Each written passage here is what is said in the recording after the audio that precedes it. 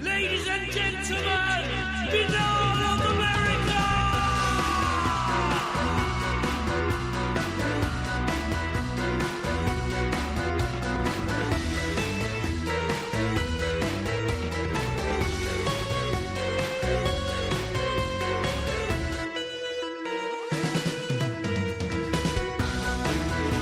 And now, ladies and gentlemen, Binal of America Audio with your host, Tim Binal.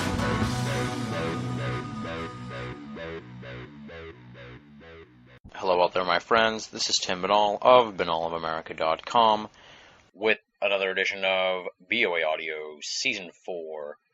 For those folks who do not listen to the end of the program, I just want to give you a heads up now that this is the final episode before we take our annual spring break. We're going to return with fresh episodes in the middle of May. We're going to roll out the final 9 episodes of Season 4 starting sometime then. Stay tuned to BOA for details on that. But don't go anywhere just yet, because before we depart on our spring break, we have one more massive episode here for you this week, an amazing interview. Our guest is William Zabel, creator of the website ColumbineConspiracy.com. We're going to be marking the 10th anniversary of the Columbine school shooting with William. He has spent the last decade investigating this event, and he believes there is much, much more to the story than what the mainstream media is telling us. This is truly a riveting conversation. We cover a wealth of different avenues related to Columbine, and I think folks are really going to enjoy this one.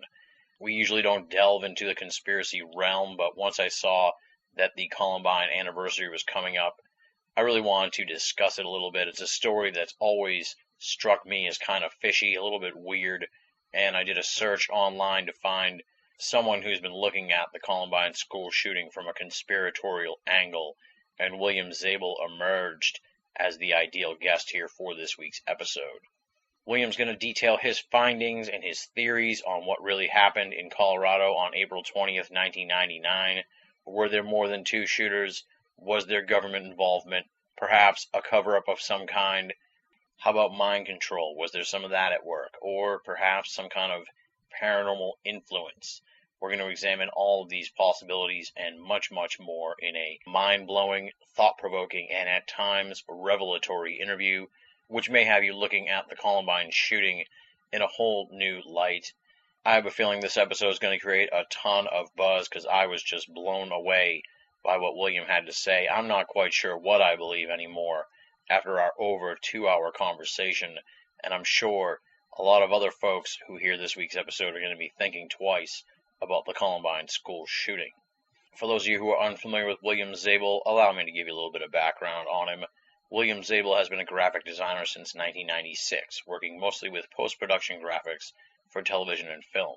He has spent 20 years doing political research into government corruption, murder, mind control, and government waste and abuse. He has researched abuse by military and civilian law enforcement, including the Panama invasion, Waco, Ruby Ridge, the Oklahoma City bombing, the Columbine massacre, and the Virginia Tech shooting. He's also researched many paranormal events, including the strange events at Denver International Airport, hauntings in local Denver buildings and historical sites, and spent time with his UFO friends, staring up at the sky at night. He's got 2 websites. The main one we're going to be talking about tonight is ColumbineConspiracy.com. Pretty simple, ColumbineConspiracy.com, all one word. And then the overall hub website covering a myriad of different paranormal stories and potential conspiracies can be found at PhantomChasers.com. Much like the previous website, all one word, PhantomChasers.com. Check them out, a wealth of amazing material on both those great sites. And now, without any further ado, let's rock and roll. This interview was recorded on April 10th, 2009. It's ultra fresh. William Zabel talking about the Columbine conspiracy on BOA Audio Season 4. Ladies and gentlemen, welcome to another edition of Binal of America Audio. I think we're going to have a very intriguing and interesting conversation here this week. Our guest is the man behind the website and hopefully soon to be full within your hands book, ColumbineConspiracy.com. He's been doing a tremendous amount of research into the infamous Columbine shooting, which will be seeing its 10-year anniversary when you're listening to this episode. We're going to try and get it posted on the 10-year anniversary.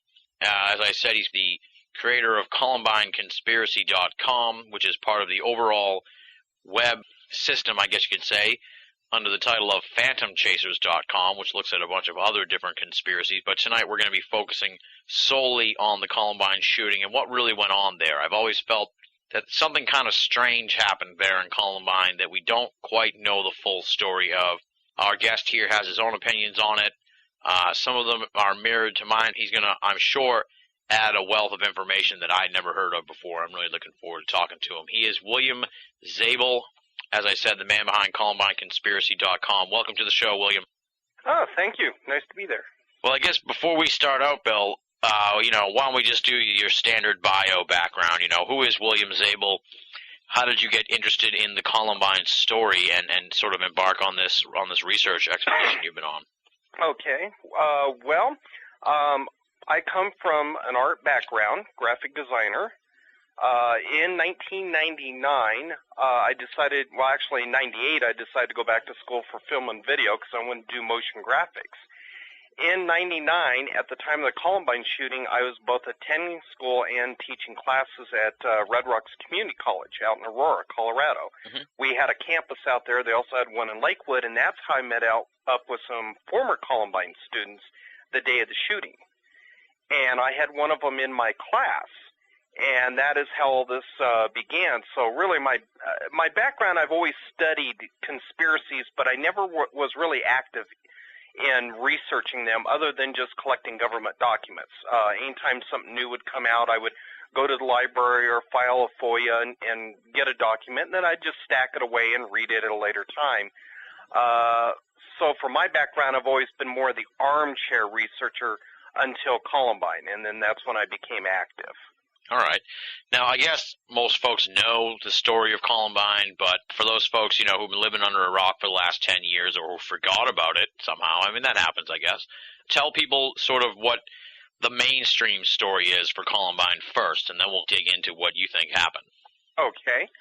Well, the official story that the media and government both put forth is that on April 20th at 11:21 a.m., two Columbine High School seniors, and Columbine High School, by the way, for people that are not even sure where it's at, is southwest Denver, about 8 miles. It actually sits in unincorporated Jefferson County, which butts up next to Denver County in the city of Denver. Mm-hmm. And at 11:21, these two high school seniors, Eric Harris and Dylan Klebold, opened fire outside the back side of the school on the west side, on a grassy knoll overlooking the parking lot. From there, it is put forth that they went into the school on the upper level. This school is a 2-level building. It's set on a hill, where they shot up and down both of the main hallways that are shaped like an L, one going northwest to southeast and the other one going northeast to southwest.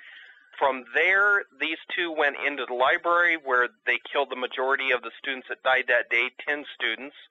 From there, they left, went down to the cafeteria, and tried to blow up a bomb that they had supposedly planted earlier, some believe right before first lunch, in the cafeteria under a table. After this happened and they couldn't blow this bomb up, the official story is they walked up and down the hallways trying to get into classrooms, shooting at people that were fleeing, and then finally gave up, where they went into the library, and right around a little bit after noon, about 12:15 p.m. Mountain Standard Time, they supposedly, according to the official story, sat down by a couple of bookshelves and put their guns to their heads and killed themselves. Now, the official story is that in the end, they killed 12 students and 1 teacher, and injured 25 others before they killed themselves in the library. And the shooting is, according to the official story, went from 11:21 till a little bit after noon and ended. All right. Now, at what point did you, as a researcher, start to feel that, there was something more going on here than what we just heard as the official story? For me, it was that afternoon. It was later in the afternoon. Since we were so busy with classes, we had tours and everything, so none of us even heard about the shooting till probably about 2, 3 in the afternoon.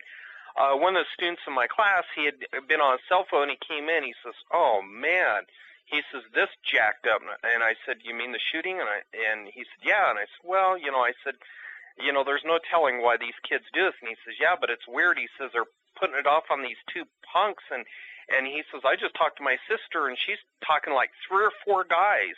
And then I'm like, okay, now this is beginning to sound weird. So I said, well, let's talk to her and see. And he tried calling her back and couldn't get a hold of her.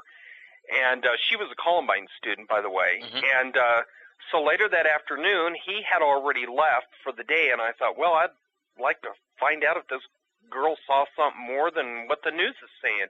And she showed up that evening during our evening classes, and she goes, my brother told me about you, and he says, I thought I'd come over and tell you the story. She goes, this is really weird. She goes, they're talking about these 2 kids that were shooting, and she goes, I saw 3 guys and maybe 4. She goes, I don't know, the 4th one may have been shooting, he may have been with the others or what, but she goes, they don't have everybody. And I said, well, have you talked to the police? She goes, yeah, I was interviewed. And she goes, I gave my statement, but she goes, they just kind of ignored me like I like I was an idiot or something.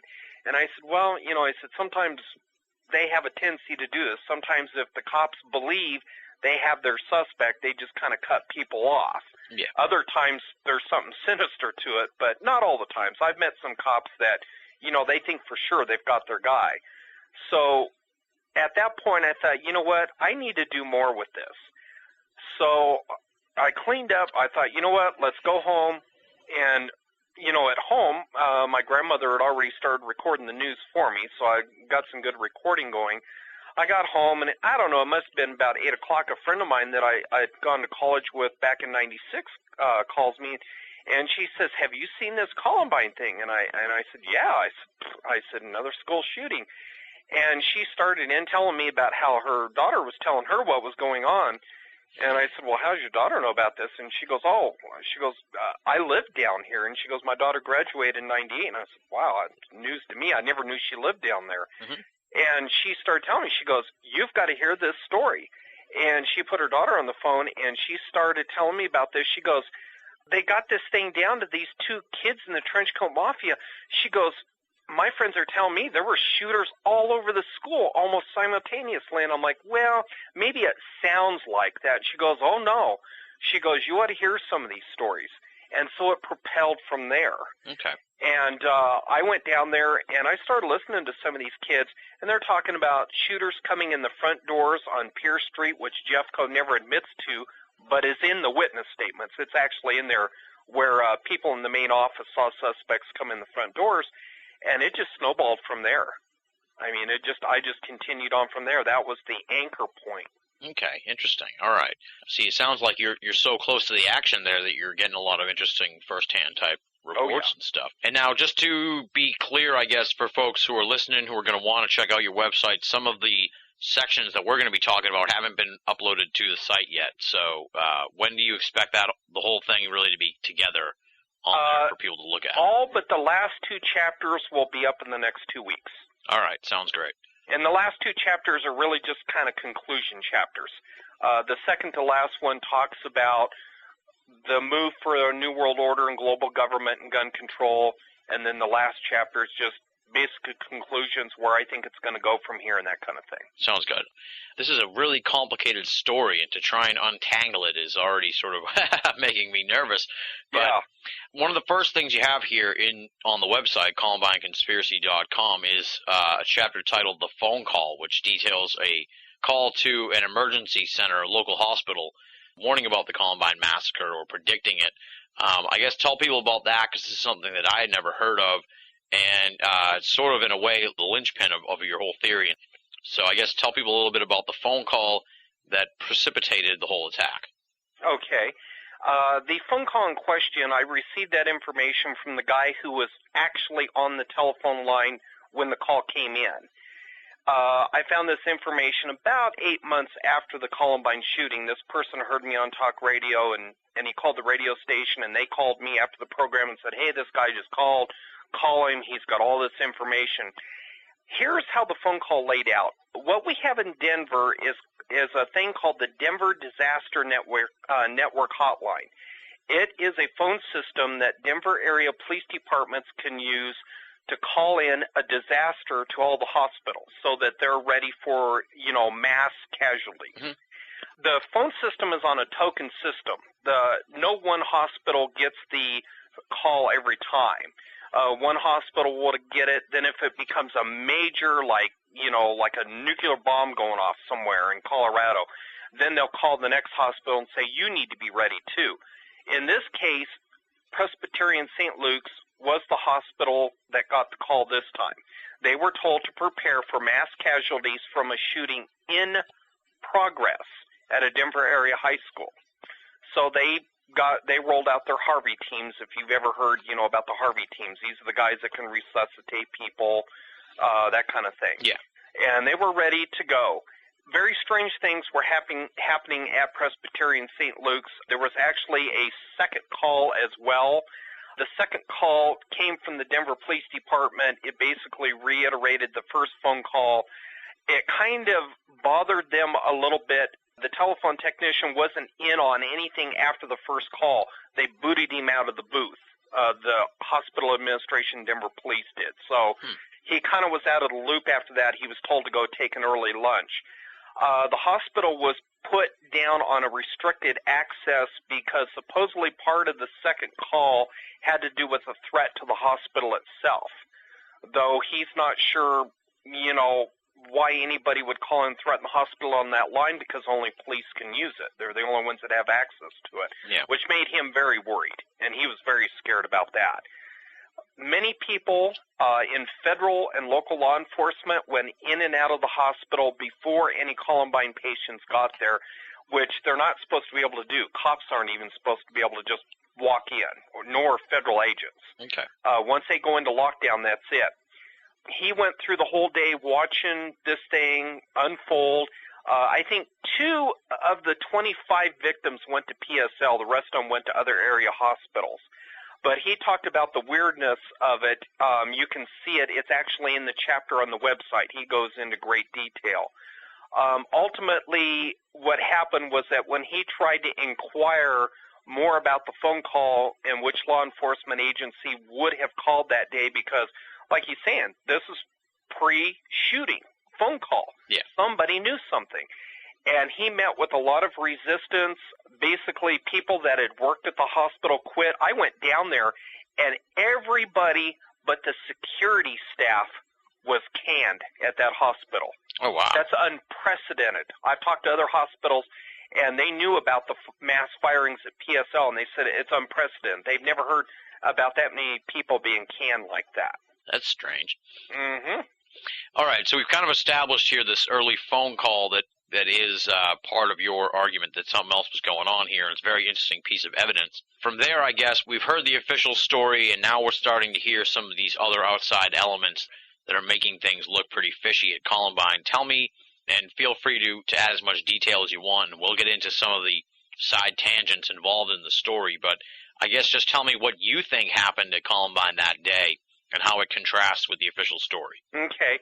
Looking at a comparison contrast, the official story wants you to believe 2 people managed to hold over 150 cops at bay for 45 minutes, all the while shooting people in the library and the hallways and shooting the teacher who was running down the science hallway.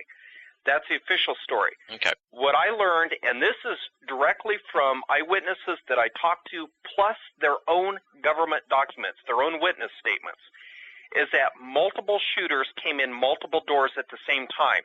This was a hit, just like a bank robbery or anything on that scale, where if you want to rob a bank or you want to do harm to somebody that you know might be smart enough to get out of your way, you hit it fast and hard. Our military does it. Our law enforcement does it. Bank robbers do it. The school has 5 main entrances that the public can use. Witnesses describe suspects coming in all 5 entrances, all dressed in black with black face masks on. Now, compare that to the official story. Harrison Klebold came in just the west upper doors went through the school, then went back into the library and killed themselves. 2, Harris and Klebold may have had trench coats on, but according to the official story, they did not have face masks on. But almost every other student is talking about suspects dressed in black BDU-type clothes, not trench coats, and wearing face masks. Now, sometimes the witnesses are not very clear on the face mask. Sometimes they say it's like the nylon pullover ones. Other ones say it's like what you would wear if you're skiing, the big clear plastic ones. Yeah. Well, we know who else wears those type of masks, too. Yeah. Yeah. The government. There you go. And you have witnesses who are describing weapons that do not match what Harris and Klebold had, and I will give you a quick gun inventory. Harris and Klebold carried 4 weapons with them that day. 2 double-barrel sawed-off shotguns, a high-point 9mm rifle, which if anyone's ever seen it, it's a short gray rifle. It fires 9mm shells. Believe it or not, a lot of kids like to use those to hunt with.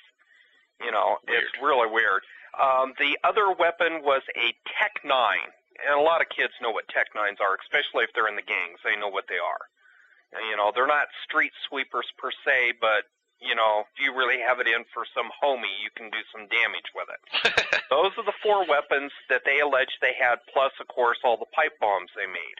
Now, compare that to the witness statements, and witnesses, especially one senior who was in the Army Reserve, described MP5s because the suspect walked right by him while he was hiding next to the lockers. And he says, I clearly saw the MP5, and the police asked him, are you sure? He said, yeah, I'm very sure. I'm in the Army Reserve. I know what an MP5 looks like. So either Harris and Klebold had a weapon that they discarded and the police never found, which I find highly unlikely, since they scoured that whole property for months afterwards, or we have a suspect who has access to an MP5. Now, compare the official story of Harris and Klebold. Harris was 5'11", and Klebold was 6 foot even. Okay. Harris had brown hair, while Klebold had a reddish brown hair. Very thin and lanky, both of them very thin. This does not match many of the witness descriptions in the government documents themselves. Like I said, almost everything that I tell you either comes from the government documents themselves or comes from people I talk to. It's not internet rumor. It's not something I found on a website somewhere. It comes straight from the horse's mouth. All right. So that's a lot better than a lot of other conspiracy theories that people have heard out there. I'm sure. I think my version of events is a lot more shored up than other people's. So here is the unofficial story of witnesses that were there that day, and some of these witnesses were police officers responding to the scene. Witnesses described suspects as short as 5'4". One suspect was very fat and ugly and had a mustache, and his face looked like a rat. Hardly Harris and Klebold. Now, remember, Harris and Klebold wore their trench coats, but Harris had on a Natural Born Selection T-shirt, which was white with black printing, and Klebold had on just a black T-shirt. Okay. And both were wearing blue jeans. But one suspect was wearing a tie-dyed shirt and a trench coat, and he was 6'3", and he had blonde hair, kind of a real short blonde hair, and he had crooked teeth. According to the autopsy reports, Harris and Klebold both had perfect teeth, except for Harris, which most of them were missing because of the little shotgun suicide thing. So you have descriptions here that don't match. Hold on now. What's the shotgun suicide thing? I've never heard this before. Would he try to kill himself or something? The problem that they have with the suicide is with Harris, supposedly put the shotgun in his mouth and pulled the trigger, but he was only missing 2 of his front teeth from that, and he only had a hole an inch in diameter in his head. Weird. And that's why people don't buy that. Okay. So that's why I say that you'll see it in the accomplices chapter on the website, because people, I guess I have to be stopped and explain that, because sometimes I use terms that I use in my book, and I don't stop to realize that no one's ever heard this before. Don't worry about it. No problem. That's why I'm here. Okay.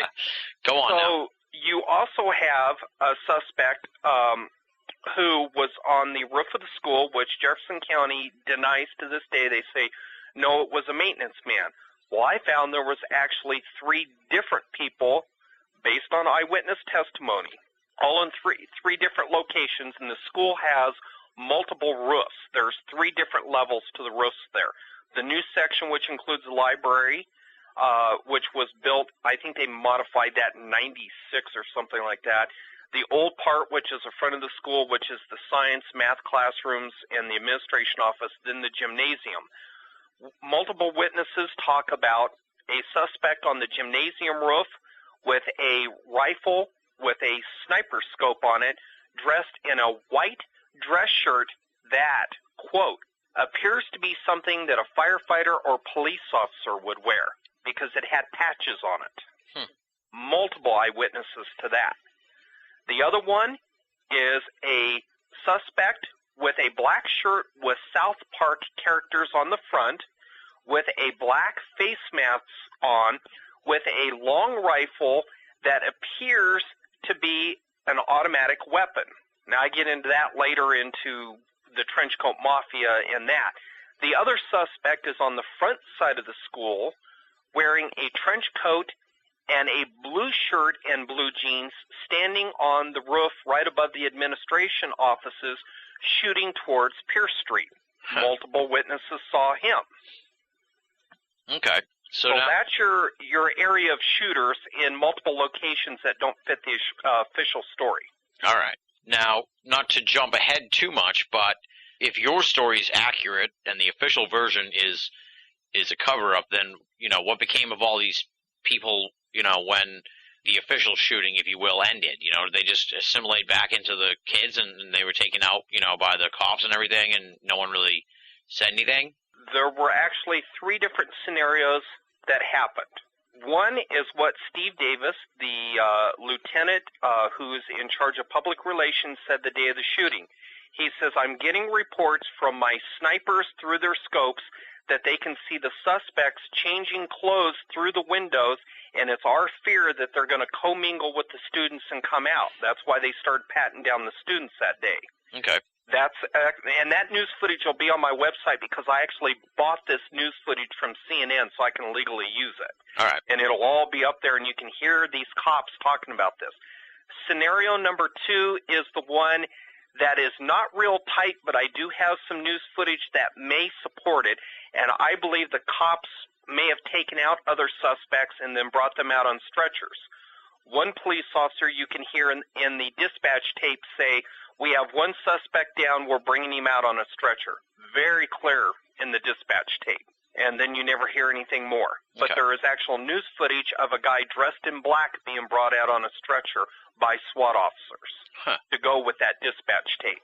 The other scenario is, and this is actually provable too, I have the news footage of it, they arrested, of course, they arrested those 3 teenagers in Clements Park that were dressed like punks and they came to see the shooting and all that. And, of course, those kids, I don't think to this day they were involved. I think they knew something was going to happen because I think all the kids in Denver knew something was going to happen at one of the schools, and they were just waiting.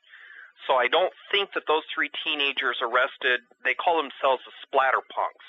I don't think they were involved. There's nobody that ever saw them go in the school or come out or go in with a gun or anything. So I kind of dismissed them as suspects, but I do think they knew something was going to happen. However, 2 other kids from Columbine were arrested that day, and that is Nate Dykeman and Chris Morris. And both of those students flunked their polygraph, which, by the way, will be available on my website under the government documents. And these are polygraphs administered by the FBI. They lie about Chris Morris, the government does. The official story is that Chris Morris took over the Trenchcoat Mafia at the beginning of the 1999 school year after the founder, Joe Stair, had graduated last year. Chris Morris worked with Harrison Klebold at Black Jack's Pizza, and they said on the day of the shooting he had gone home early, so the police, when the shooting began, went over to his house, and they wanted to use him to try and negotiate if it turned into a hostage situation. Yeah. That is a total fabricated lie. I've got the news footage where he is arrested inside the school. You can see them parading him out of the school and taking him all the way down to a police car. Then Channel 9 News does a close-up of him being read his rights and put in the back of the police car. And guess what kind of a shirt he's wearing? The South Park one? The South Park one. Interesting. Mm-hmm. The other one is Nate Dykman. There's less really known about where he was specifically. He was supposed to have been in choir class when the shooting began, but he wasn't in class and nobody knew where he really was. But when the SWAT team members arrested him, he was in the main office hiding under a desk. Now, Nate Dykman, actually, when he was interviewed by police and failed the polygraph, they had called his stepdad and wanted another polygraph and found out that he had run away. What he had done was that he had ran away from home in his pickup truck. It broke down in Oklahoma somewhere, so he caught a bus down to Florida. Once he got down to Florida, he refused to talk to anybody. The news actually did a little bit of an interview with him, but he only talked about Harrison Klebold and how crazy they were. He wouldn't say anything else. And that was the last of it. The police dropped it. Weird. Now, with the risk of going too far towards the end, I guess you could say, of your conspiracy theory or your theory, why would the police there in Littleton just all of a sudden say that it was these two guys if all these different witnesses and everything say there were other people involved? Well, there's multiple reasons, but the biggest reason is a blackmail operation. People do not know the history of what happened to Harrison Klebold, and I don't know if you know the story too well or not, depending on how well you followed Columbine, but Harrison Klebold, the ones accused of this crime, were actually arrested in January of '98 for breaking into a van to steal electronic equipment. And, of course, they went on their little probation and did their little anger management classes and community service and all that. What people do not know, and was witnessed by a woman who to this day will not give her name to any researcher, says that Harrison Klebold got the Rodney King treatment when they were arrested. Huh. And there is a lot of information that I got from students that suggested the kids at Columbine knew this. They knew what happened to Harrison Klebold at the van arrest, that they basically got nightsticked half to death. Harrison, his intake statement when he was arrested for the van break-in, is asked by the intake officer whether he's okay, and he says, it's been a hell of a night and I really hurt bad. And the officer notes that in the intake paperwork, which is also available to the public, that Harris seems to have multiple bruises on his body. Okay. So it looks to me, and this is my theory at this point, but there are students and parents whispering about this, the reason why the government wouldn't go after the others is because the others had just as much on Jeffco as Jeffco had on them. I mean, Chris Morris and a few others actually told Jeffco, they said, you can believe we had something to do with Columbine, but guess what? We know what you had to do with the van break-in arrest. And when I talked to John Stone, one of the former sheriff of Jefferson County, who was the head of the sheriff's department during the Columbine thing, he absolutely was, this what drove him to drink was the van arrest, not just the shooting itself. And I asked him why, and he said that van arrest should have never happened. That was his words to me. And I thought, wait a minute, they're breaking into a van. What choice do you have as a cop? And then I found out another thing about the van arrest. The guy whose van they broke into worked for a security company that does work for the FBI, the CIA, and most of the local police departments around there. And it's a very controversial company. It's been up before congressional review. My theory, and this is my theory only, I can't prove it yet, but there's a lot of people down in the Columbine area that believe the way I do on this. Harrison Klebold were set up. This guy left this van full of electronic equipment setting at the RTD bus park where you park your car, the park and ride, in the middle of the night. Just left it there. And people don't believe you just leave a company van full of high-tech electronic equipment in a park and ride. Okay. I think the van incident was a setup. A setup? A pure setup. Yep. And, all right, now extrapolate on that a little bit. A setup? I think it was a police sting operation. To get these two kids? Yeah. I think Harrison Klebold, that van arrest was not the first time they'd broken into stuff. They had broken into the school's computers and were stealing locker combinations. Dylan Klebold had been caught stealing computer equipment and was made to return it to the school. people in the neighborhood, if you read the government documents, suspected Harris and Klebold were breaking into cars and things like that. And I think that Jeffco was out to get these two, and they basically put this little sting operation together, having that van sitting out there. It just smells like a sting operation to bust these two.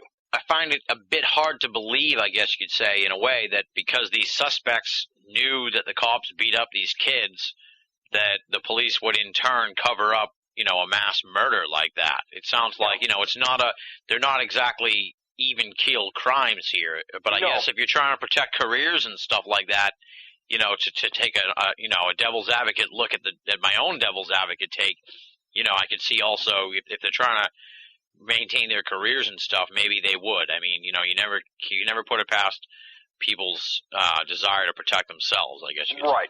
And I know that's where my theory goes a little bit thin on that one. I realize it's kind of lopsided.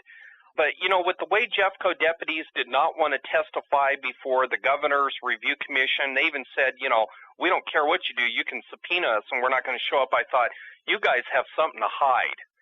And I think the van arrest was it, because when the Rocky Mountain News and Denver Post tried to get information on that van arrest, Jeffco absolutely did not want to give out anything more than they've given.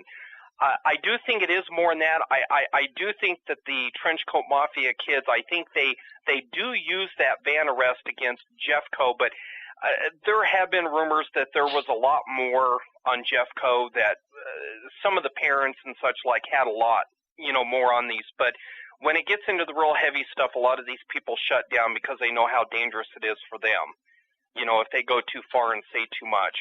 Yeah. I do think the van arrest was one thing Jeffco had against them, and I think with all the other trouble they had, that it may have been, I think the van arrest may have been more like a tipping point. There was so much that Jeffco was hiding already. Right before Columbine, within a few months of Columbine, they had a series of unsolved murders, one of them involving the wife of a Jeffco deputy that had brought the FBI in, and I think Jeffco was really getting the flames turned up on them by, there's a Citizens Review Commission over there that reviews Jeffco's actions and their arrests and questionable things. And so it may not have been the van arrest itself. I think what it was that was the tipping point. I think a lot of people had the goods on the sheriff's department, and the van arrest may have just added to it, and Jeffco at that point said, you know what, leave it to Harris and Klebold, let's walk away from this. Okay. It's not like Jeffco hasn't walked away from murders before. I've got tons of news articles where they have refused to investigate murder scenes where somebody was obviously murdered, where they in turn told the coroner to rule it a suicide. I mean, the Denver papers are full of that. Weird. Oh, yeah. Now, the other part of this that, like I said, I've always felt this was kind of fishy, and I always kind of thought that maybe there was other kids involved. Mm-hmm. But I always sort of was stuck on the idea of why the other students didn't say anything. And I know that you said, obviously they said stuff in the witness reports, but it's like, if I was in that school and there was the shooting, and the next thing you know, like, when they all come back to school, people that they think were involved are just let to go scot-free, and they get to come back to school and stuff, I wouldn't just not say anything. So I guess, did anyone say anything and raise hell about the fact that this happened, and if not, why not? They tried at the Governor's Review Commission. There were a couple of students who were there that did see other suspects, and they told Don Lee, who was the senator from the Columbine area, the state senator, who actually it was his idea to put the Governor's Review Commission together. These kids said, there are other suspects, and they were told to be quiet by Don Lee himself. And I asked Don Lee afterwards, I said, I read the transcript. I said, you should have let the kids talk. And he says, well, we're not here to look for other suspects. And I said, but I think there are. And that's when he admitted to me, he says, Bill, do you know what was going on down in that community before the shooting? And I said, well, I've heard lots of rumors. He says, Bill, the entire damn school knew what was going to happen. The teachers knew, everyone knew, and they turned a blind eye. He says if these kids go out in public and start running their mouths, they will all be in the electric chair 24 hours later. He says the governor is already throwing a fit over this, that when he's looking at these law enforcement documents, these kids are admitting that they knew the shooting was going to happen. And I'll tell you something that should make any American citizen mad. I have news footage where these kids, after the shooting, are standing outside the school cheering this thing on and laughing even after the cops are telling them to shut up. This isn't a video game. This isn't some video you guys are making. This is real. There's dead people in there, and the kids continued laughing. I think that's what they used on the kids. Because one parent told me, she goes, my daughter will never talk because my daughter's not going to prison. And I said, why? I said, she's just a witness. And she told me, she goes, my daughter's one of the ones that knew it was going to happen. I said, for real? And she goes, yeah. And I go, why didn't any of these kids, and your daughter included, call the police? And she goes, because those people in that trench coat mafia were so threatening and so scary, these kids were scared to do anything. A lot of them were. Wow. Just absolutely petrified. And do you know now you can go to any high school in the Denver metro area, and they all now have a chapter of the Trench Coat Mafia. That group is more powerful now and has more members and is more popular than it ever was.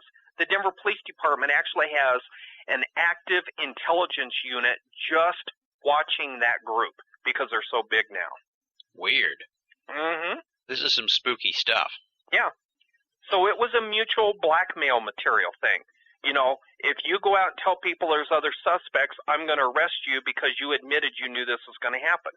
And anybody can look on any state law books, and it's very clear that if you know a crime is about to happen and you do not call the police or try to get help, you can be charged just as if you committed the crime yourself. That's in Colorado state law.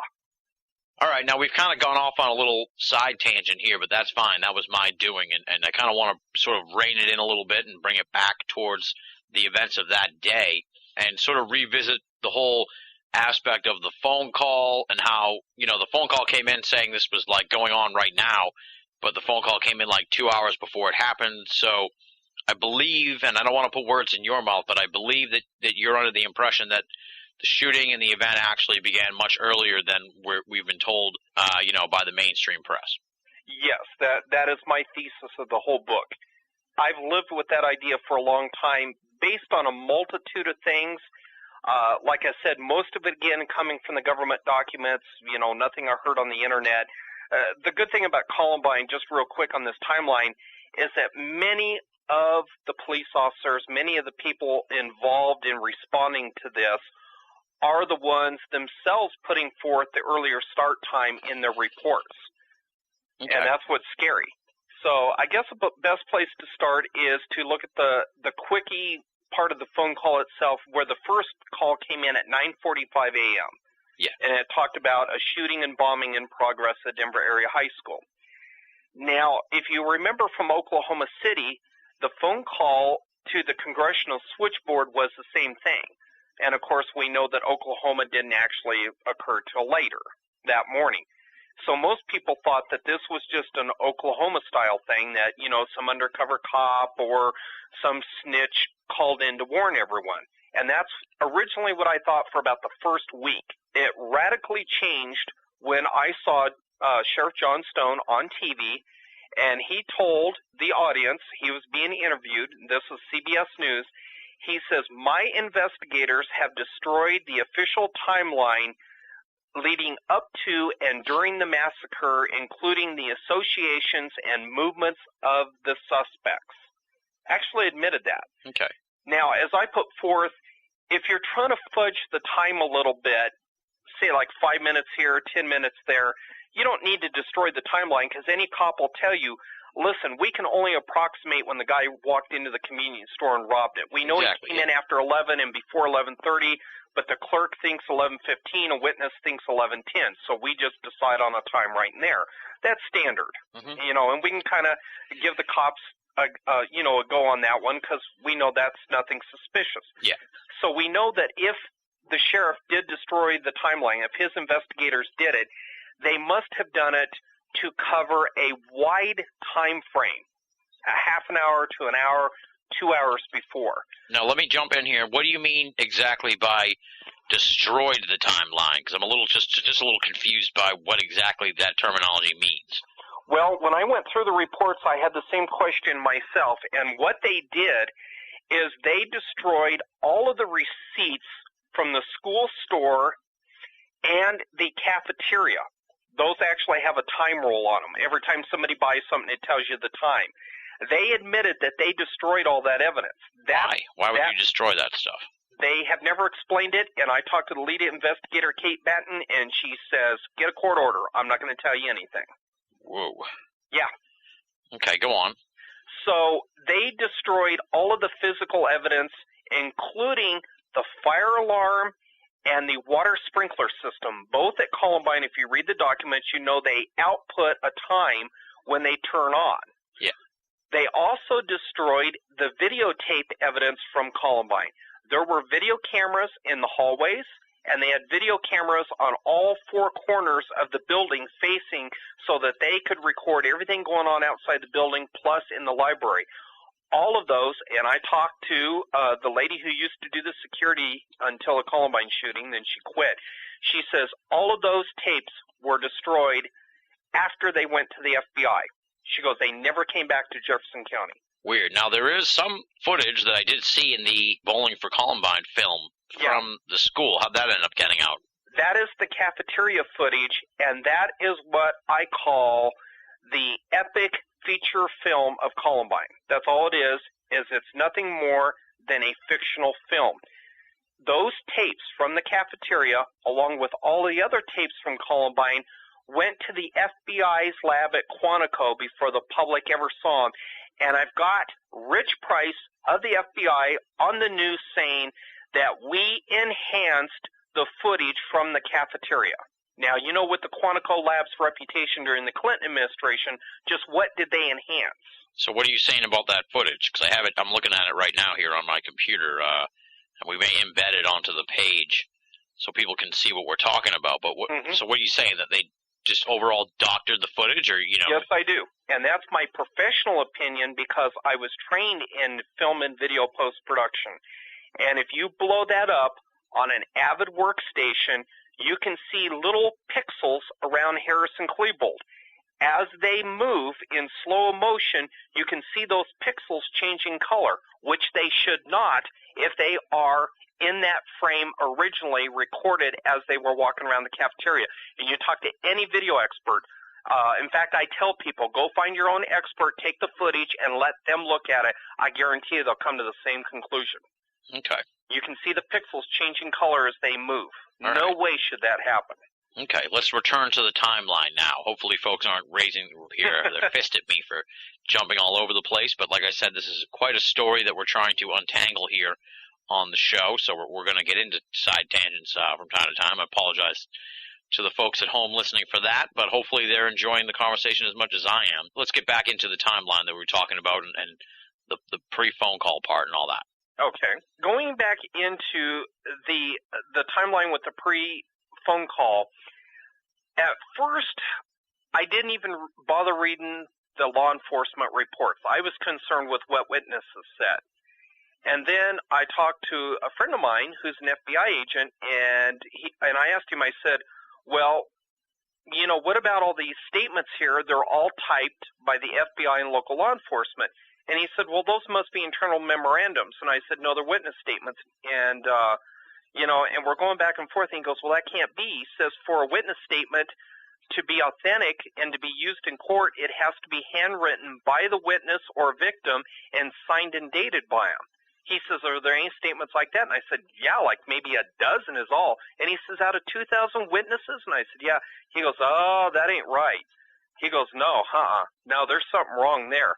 That was my first indication that they were monkeying with the witness statements to cover the timeline. I didn't like it how all the statements were very specific. Yes, the shooting started at 11:21. Then the next statement, yeah, 11:21. I thought, now wait a minute, come on, witnesses are not that good at recalling times. You know, one guy will say, oh yeah, it happened 11:15, right when lunch started. And the other guy will say, no, I think it was more like 11:19. You're going to have those discrepancies. Any cop will tell you that. But every statement goes 11:21 a.m., 11:21 a.m., and they're all typed. And I thought, those have been rigged.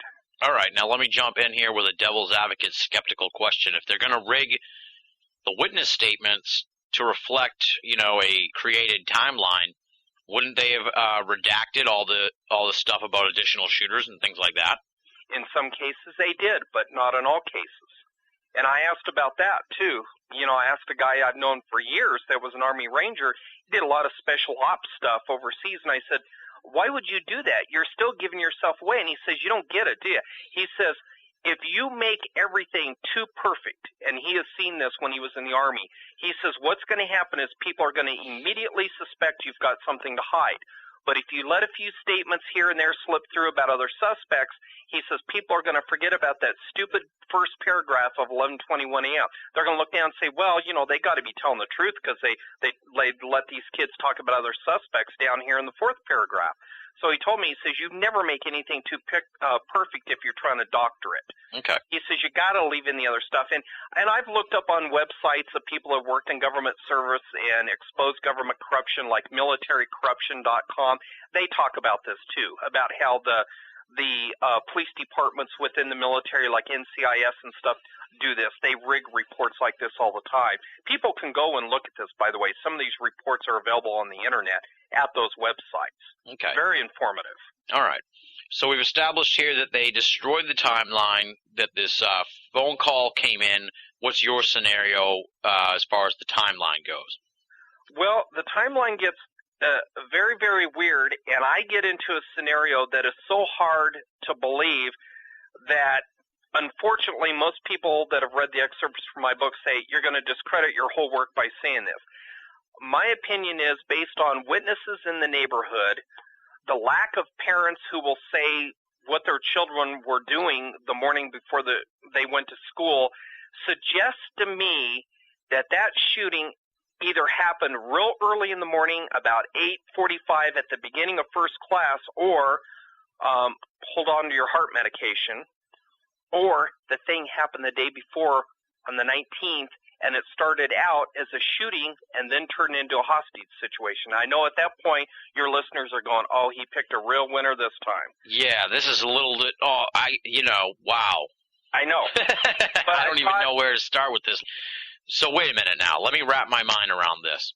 You're saying possibly, okay? I don't want to ascribe that you're, putting your hand to the Bible on this, but you're saying that it's possible, or you think that there was a shooting there on the 19th, and then they held all those students hostage overnight, and it never got out? I don't think it would get out in a community like that, because later on we can explain why I think it didn't get out. Okay. So I know I'm opening myself up here, and that's fine. If people want to say, no, this guy's crazy. However, there are statements from people in law enforcement, and I would say out of all the statements, this probably makes up about 25% of them. There's over 100 officer reports in there. So I'd say about 25 of them have this in them, where they talk about responding to Columbine earlier that morning. Some cops have a time of 8:45 a.m., some have 9 o'clock, some of them have 10 o'clock, and those are on April 20th. But there's a number of officers in there that have April 19th at 11 o'clock, noon, 1:45 p.m. Now, I know the argument's going to be, well, 1 and 9 and 2 and 0 are next to each other on the keyboard, so maybe they just fat-fingered in the hurry to get the report done. I would have been willing to admit that, except they wrote the dates in. They didn't type them. All right, I'm trying to wrap my head around this a little bit. This is crazy. So I guess we'll go in this direction as a sidebar here to what you're saying. Okay. What makes you think that it was possible to have started the day before? Just those police reports, or other stuff too? There's other stuff too. You'll notice immediately after my timeline chapter is the autopsies. The one thing that you will notice about the autopsies, and like I said, I will actually put the autopsies up so people can read them. There's no use paying Jeffco $50 for them. But read the autopsies, and the first thing you'll see is the coroners are saying that rigor mortis was already gone in the bodies. Now, I have an aunt who worked as a nurse and a paramedic, and I asked her about it, and she says, well, the rigor mortis doesn't leave the body till 72 hours after death. And so I looked it up on Johns Hopkins University website and a lot of other medical schools and different websites that are official, that are considered official by the government. They all say the same thing, 72 hours. Now, if you remember from the news footage that day and the parents that were talking in the weeks and months afterwards, they were mad because their kids were left in there for more than a day. Now, Jeffco admits that they removed the body, quote, 48 hours after the shooting. They removed those bodies at 6 a.m. on April 22nd. That's in all of the CSI reports. Okay. So now if you go backwards 48 hours from 6 a.m., that puts you backwards past the 8 a.m. start time for school on April 20th. That pushes you back to almost midnight of April 19th. All you got to do is do the number. So you can do the math on this one and figure that out. Okay. So they admit how long the bodies were in there. And the autopsy doctor tells you, bingo, here it is, rigor mortis is gone. Well, it doesn't leave till 72 hours after the bodies are dead. And if they removed them, at 6 a.m. on April 22nd, and supposedly these kids died right around noon or just a little bit before in the library, you can get out your calculator and do some addition and subtraction and figure that out and go, whoa, that dog don't hunt. Yeah. And that's all official. That's all their official reports. Like I said, this is nothing, again, that I'm coming up with from something off the Internet. I'm using their own documents, and I'm crunching the numbers with a calculator. Okay. Are those the two tenets? Is there anything else particularly spicy that makes you think that this was going on the day before? Yes. On April 19th, sometime around noon, a resident south of Columbine who I talked to reported that there was a loud explosion from Columbine High School. He said that, he thought maybe the chemistry lab or something blew up, his statements in the documents, but he only saw a couple of police cars show up, and he didn't think anything of it. He thought, well, maybe some stupid kid was messing around with a pipe bomb and they caught him, and that was the end of it. Yeah. He said what was strange was he didn't really see much movement or anything from the school after that, so he thought, maybe they locked the school down because they were afraid some kid was playing around with bombs. The thing about that community down there, and this is my third thesis on the timeline problem, okay, that people will bring up the question, Bill, how do you keep so many people quiet? It's not possible. Well, it is if they're all government. So what are you saying, that the whole town's government? Yeah. Every house I went to, every parent I talked to, oh, I'm former Naval Intelligence, oh, I'm former CIA, oh, I'm former FBI. And the mothers all work for either Lockheed or they work for Boeing or something like that. I only ran into like 3 families that had civilian jobs and had always been in them. Interesting. And I found out after talking to a friend of mine who has worked, he worked for the U.S. Marshal's Office. He did witness protection. Then he went to the FBI. He's done a number of things. He said, do you remember the CIA and FBI safe houses of the 50s and 60s? And I said, yeah, CIA doing their LSD, all that. They had all these safe houses. Yeah. And the FBI, they were using the safe houses for COINTELPRO agents. Mm-hmm. He says, have you ever heard of a thing called a safe community? And I said, it seems to me like I heard of one up in Montana. And he goes, exactly.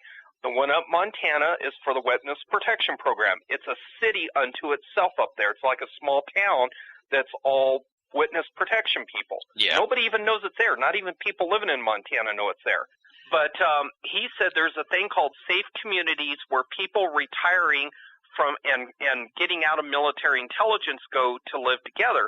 And I said, well, why would the government want to go to that effort? And he says, oh, Bill, you don't know what those people know. He says when they leave military intelligence, their lives, he says they could put this country in great danger if somebody was to get a hold of them. He said a lot of these guys know very, very secret and dirty things. Okay, so and I said, go ahead. I'm sorry. Yeah, and I said, well, what living in a community does that matter? I said, if you're a terrorist group wanting to get a hold of one of these guys, you wait till they go off to work. And he says, look at the community itself. He says, all these guys are trained killers. All of them are. He says, if you try to grab one of these guys, he says, everyone in the neighborhood would be on top of you in 5 minutes. And I know that sounds crazy, but I have read some CIA documents where they talk about encouraging CIA officers and agents to live in the same communities and live near each other. Interesting. Okay. Wow. You've really taken this in a really strange direction, but I have no problem with that. Yeah. And like I said, I know some of this stuff is thin, but I'm willing to take the risk, and it's my responsibility. and I take the heat on myself. I don't want anyone else to take the heat for what I say. What I say is, my opinion. I have the research to back up most of it. Some of it is thin, but there's circumstantial evidence there. So, hopefully no one will say, wow, these talk show hosts are, they're into this too. No, most talk show hosts are not into this part of what I talk about. They just say, okay, you can see it because we believe in free speech, but it is on you.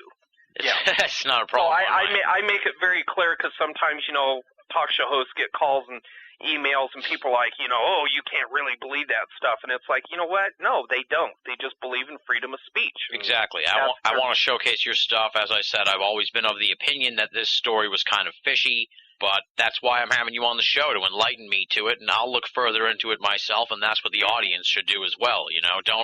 And I respect you for coming on the show here and admitting that some of this stuff is tenuous at best, and admitting, that some of it is kind of flimsy, and you're not coming on here saying that you know it for a fact and that all this other stuff. So, I mean, there's too many conspiracy theorists and ufologists and all kinds of researchers out there who say they know things that they cannot possibly know. Yeah. So I respect that you come on and said that.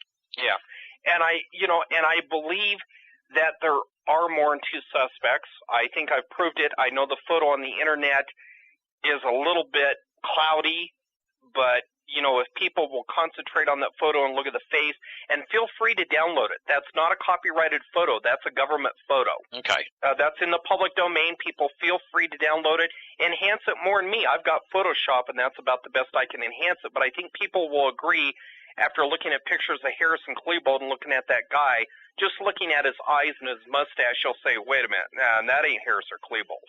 Okay, now, again, we've gone off on these side tangents, and that's perfectly fine with me. I'm really enjoying this conversation. But I want to sort of bring it back into focus here on that day and, sort of wrap up the events of that day as you see them happening, based on, what you've researched and this new timeline and, complicity maybe by other people and all that stuff. Okay. Well, we've looked at the timeline, and we're looking at the overview as through the shooting. One of the things that I found during the research is, and you can see this on the news footage too, is that students were in there till 3:30, 4 o'clock in the afternoon before SWAT got to them. Many of those students were absolutely scared to death to come out even after SWAT identified themselves. Several students said that the suspects were dressed like SWAT. Well, that puts a trench coat thing out of it. The timeline problem also goes into the police response. When you look at the SWAT officers' reports and their timeline, and you look at their communications with law enforcement at the command post, there is over 45 minutes that they're willing to admit to that they were not in communication with anybody. They couldn't communicate at all. Nobody knows what SWAT was doing in this 45 minutes inside that school that they couldn't communicate, and on top of that, their documents don't reflect it. It simply says, we went into the school, we evacuated rooms, and then it ends with, and we went back to the station at such and such time. But they don't tell you, except for a few statements, what they encountered in there. The one police statement that I was able to use to compare to the other SWAT statements, he gives a minute-by-minute account, and his account does not line up with anybody else in his group, which suggests, maybe we got a little bit of an inside job going here, and I can prove that one too. Once we get to the end of the day, witnesses hiding in the school well after Harrison Klebold were supposed to have committed suicide at 12:15 in the library are hearing shots from all around the school, including the gymnasium. The one witness who puts it into perspective that there is no way Harrison Klebold committed suicide in the library at 12:15 is Patty Nielsen, who was hiding in the back of the library. She says she never heard shots in the library after Harrison Klebold left till about 3:30. Then she heard 2 quick rat-a-tat-tats and then silence.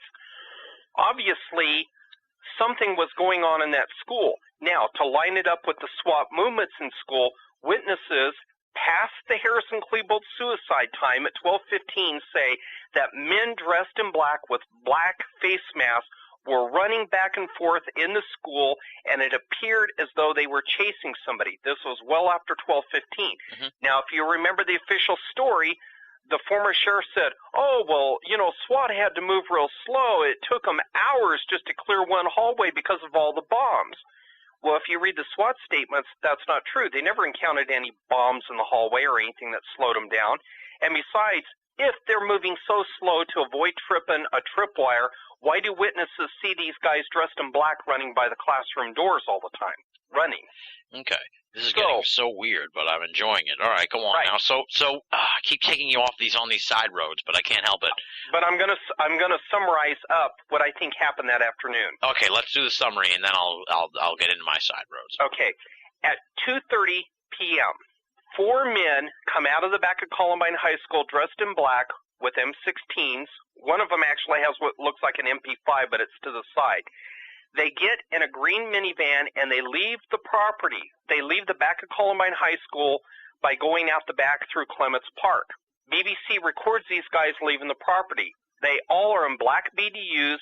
They have face masks on, but their face is all red like they've been in a building where flash grenades have gone off. Multiple students describe suspects in black BDU-like uniforms with face masks throwing what looked like grenades that when they blew up gave off a flash of light. Okay. Okay? How do you know these guys got into the van and everything? That's in the BBC footage? Yep, that's in the BBC footage. And you can see how tense the police officers are. The cops are looking at these guys like, why are we letting them leave? Rich Price describes these guys, just to show you that cops were not in there immediately like everyone thinks. Rich Price, on the next half hour of news footage because this BBC footage is uncut. The next footage is the actual stuff they show you on TV. Rich Price says now that an FBI team has been cleared to leave Columbine High School, SWAT can go in and start doing their operations. Actually says it on TV. Interesting. Okay. Yeah. Now, Jeffco never admits that FBI was in there. They never say FBI was in there. They said that kids were hiding in classrooms, there were bombs everywhere, and SWAT had to take their time. They never mention this, Jeffco does, that the FBI was in there before SWAT. Well, if FBI was in there and they were the ones running up and down the hallways, one, why didn't they just take out the suspects, declare the school clear, and then start evacuating students, telling SWAT, okay, now you guys can come in, we're clearing the building. Never happens. And you're going to love this. This goes into the special operations chapter of the book, which is farther on. But get up to the timeline here. They say Stone made the mistake of saying on the news that day that they were in the school immediately, that they had officers in there. But if you read all the Jeffco, Lakewood, Littleton, Arvada, all the police statements, read them all, not one of those cops talks about being in that school before 2:30 in the afternoon. But somebody was in there. Somebody in black BDUs with face masks, and now I know who it is. The FBI's HRT team. I found it in the FBI documents that the FBI released where they talk about their team being in there over and above Rich Price's statement to the news. HRT team, if you've been out on the internet, listen to a lot of guys who are experts in government corruption, HRT is known as the dirty tricks department of the FBI. They are under Division 5. These are the guys that did Waco. These are the guys that were standing outside the Oklahoma City building a block down before the truck bomb went off, just standing there by their cars. They are housed in Colorado at the Jefferson County Sheriff's Department, ironically, on the 5th floor, because I've been up there. Okay. And why is that ironic? Well, Division 5 dirty tricks, they're on the 5th floor of Jeffco, and they're not downtown at the Lakewood Federal Center, or at Lakewood Federal Center, or downtown at the FBI office, downtown Denver. They're at the Jefferson County Sheriff's Office. Why? Why does the Sheriff's Department have an FBI division in there?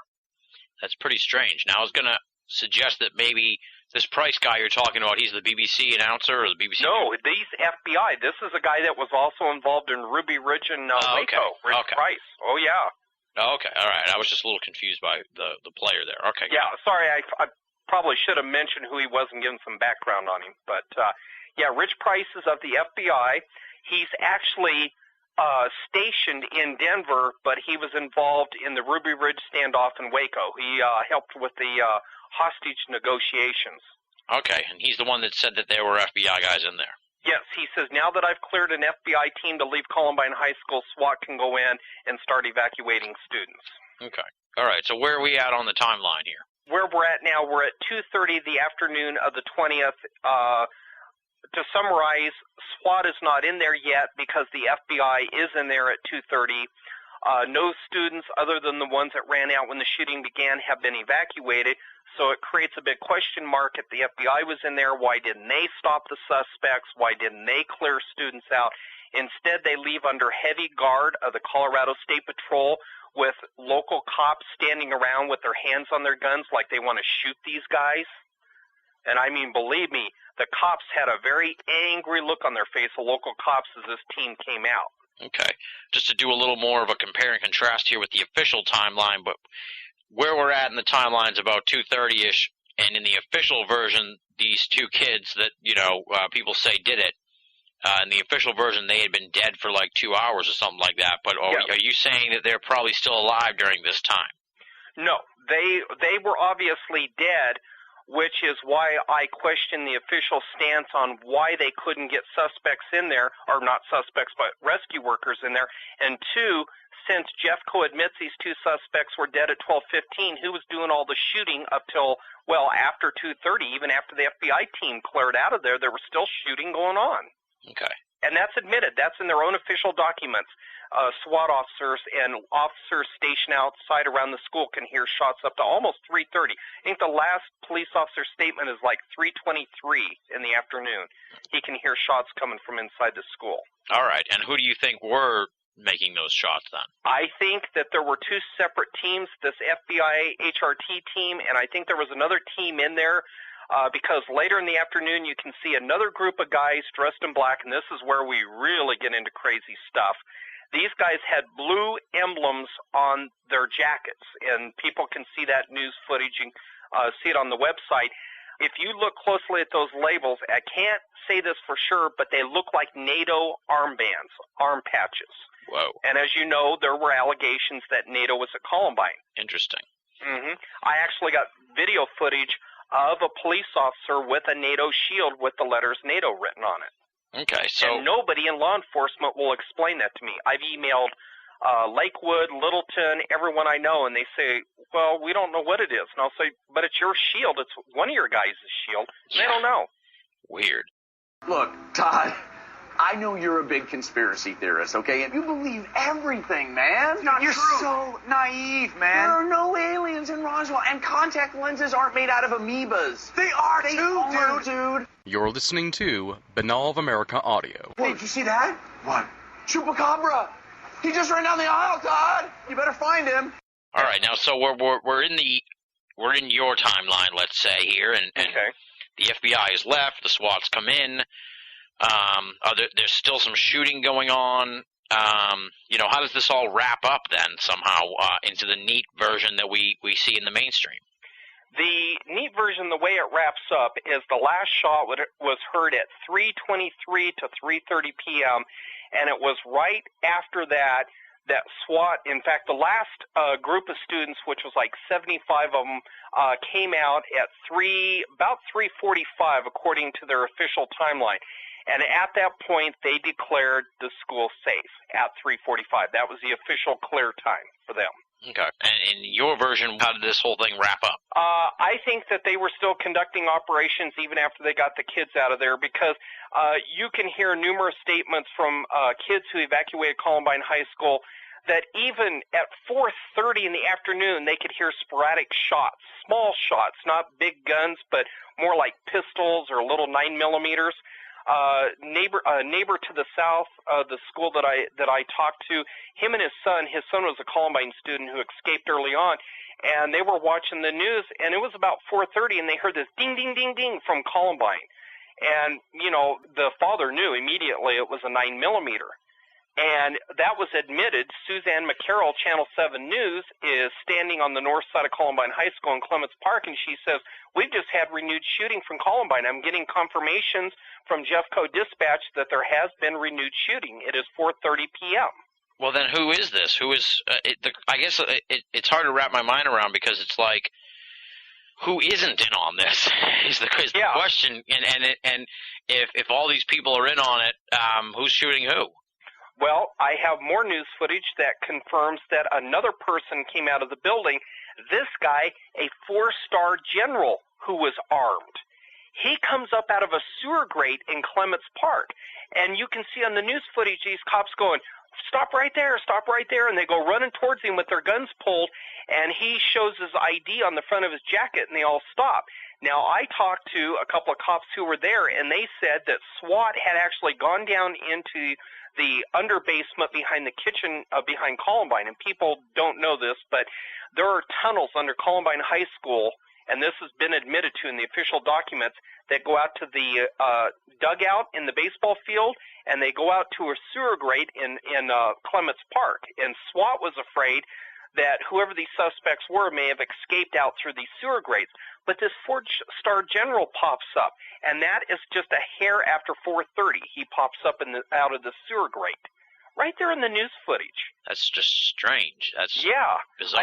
Like I said, this stuff is a lot for people to get a grasp of, but that's because most people have never seen this news footage. It was shown on local news, but CNN edited a lot. Yeah. They really held a lot back. The stuff that I got locally, because, I know Adele Arakawa of Channel 9, and she got me a lot of footage that, either was never uploaded to CNN or they just cut it out. Yeah. Okay, well, you've sort of wrapped up the timeline part, but I'm still a little iffy, I guess you could say, about who's on the good side here, and if there are rogue factions or whatever, government agents or who knows what, in there perpetrating this thing, who's working for who's shooting who, and how does it wrap up in your timeline where these guys just bail scot-free? Okay. There are 3 groups of bad guys inside Columbine High School. There is the Trenchcoat Mafia, who was shooting. There are a couple of local cops who I know are super bad down there, and they basically, told me to my face, stay out of Jefferson County or else, Then there's the FBI HRT team. Now, I went through a lot of different people to find out exactly who was shooting at whom, because the way witnesses were describing it, Adam Foss, who was a senior that year, said, quote, I was caught in the crossfire between the vocal choir room and the science hall. And I thought, crossfire? That means you have 2 opposing parties shooting at each other. Yeah. So I talked to him, and he said, yeah. He said, looking down the hall to the east, he said, there were guys coming from that direction that I saw. He says, but they didn't look like they had guns in their hands. But he says, coming from the other direction, there's guys dressed in trench coats that do have guns. And he says, they're shooting at the guys going in the other direction down the hall. And I said, well, were they all like trench coaters? And he says, no, the guys at the other end of the hall that I didn't see guns looked like they were just dressed in black clothes. And I said, what happened after that? He said, the guys at the other end of the hall ducked behind the hallway for a minute. Then they came back out, and they were armed. They pulled up their weapons and started firing. And he says, at that point, I pushed the other kids back into the vocal choir room, and I went in and slammed the door, and we all got under the tables and stayed there till the shooting stopped. And I thought to myself, you got 2 different opposing parties shooting at each other. So I started going around the internet, contacting people I knew, people that ran websites that were security specialists that had military backgrounds. And I said, what do you think about these statements from these kids? And one guy came up with an answer. He said this was actually done years ago. He said it's still highly classified. I can't say where it was done or whatever. But he says they had a CIA training op where they had a group of terrorists that they knew were real pieces of scumbag dirt, that these guys were going to go into a public place in the Middle East. They were going to blow this place up. It was like a restaurant, some like internet cafe or whatever. Yeah. And he says they went in there. He says the CIA actually let these guys do their job, commit the crime. Then they went in and took them out so that they could say, see, we were there too late. Look what these bad guys did. But don't worry, we got them. I said, do you think that's what Columbine was? And he says, that's probably part of it. And it seems to me that seems to be the case because look what happened at Columbine. The cops were just as much of victims as the students were. Oh, we just couldn't get in there. John Stone told the public on TV that day, my officers were outgunned. Really? By two punk kids with a couple of shotguns and a Tech-9? Yeah. Against cops with AR-15s? No way. I think this was a very orchestrated government operation where they wanted to insert these bad guys, let them do their thing, and then go in, take out the bad guys, and then say, oh, we were just outgunned, and we just tried to save all those people and couldn't do it. So you know what? Maybe the American public should consider giving up their guns now because we're too outgunned by these people. And you could just see the anti-gun drool dripping from the cops' mouths within weeks after the shootings. They were all crying like a bunch of babies here in Denver, acting like Harris and Klebold were like, the Russian army coming through Columbine. They couldn't do anything. It made people sick. All right, so you're saying that the big picture reasoning behind this might have been gun control? Yes. Interesting. Yep. Several of the cops involved in the investigation were members of SAFE as well as the Million Mile March. The one guy, his wife actually was the creator of the Million Mile March, and they had been trying to get a lot of these guns like these Tech-9s and these high .9 millimeters off the market, and the ATF and Congress and the rest of them, they wouldn't outlaw them because they said they're not fully automatics. There's no reason to outlaw them. And we had a gun vote coming up on a concealed weapons permit the day after the Columbine shooting, where we would have had a Vermont-style carry where anybody could get a permit in one county and carry in the rest of the state. Interesting. That gun law, that concealed law, was shelved indefinitely, and then in 2003 they came out with a modified version that said if you get one in Denver County, you can only carry in Denver County. Interesting. So, yeah. Okay, let me do another sort of skeptical question here, and that's just that if this event lasted so long and there was all these differing parties and everything else, how come there was only 10 victims? It sounds like this thing would have been, much bigger, I guess you could say, just based on the time and the number of parties involved. I'm sure there were a large number of injured people, but maybe I'm underestimating the amount of carnage that was involved there.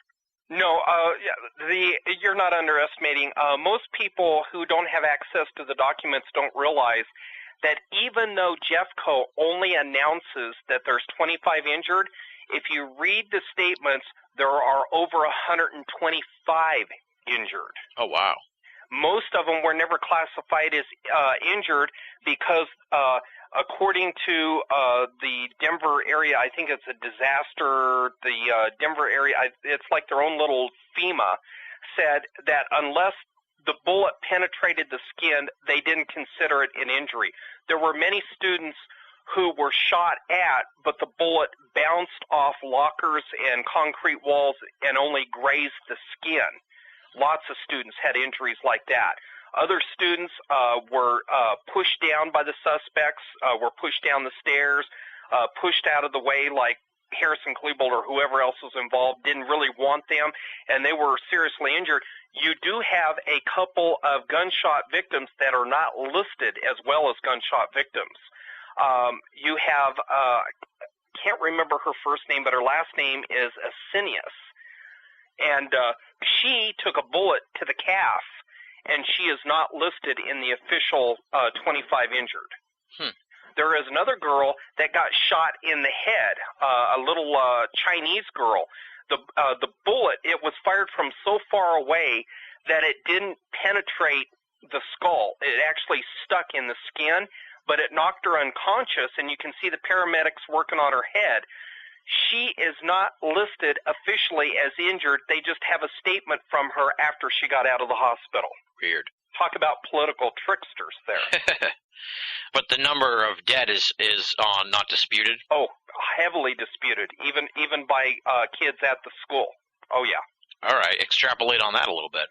Okay, the first indication that I have that there might be more dead was a student by the name of Jonathan Vandermark, who, by the way, is now dead himself.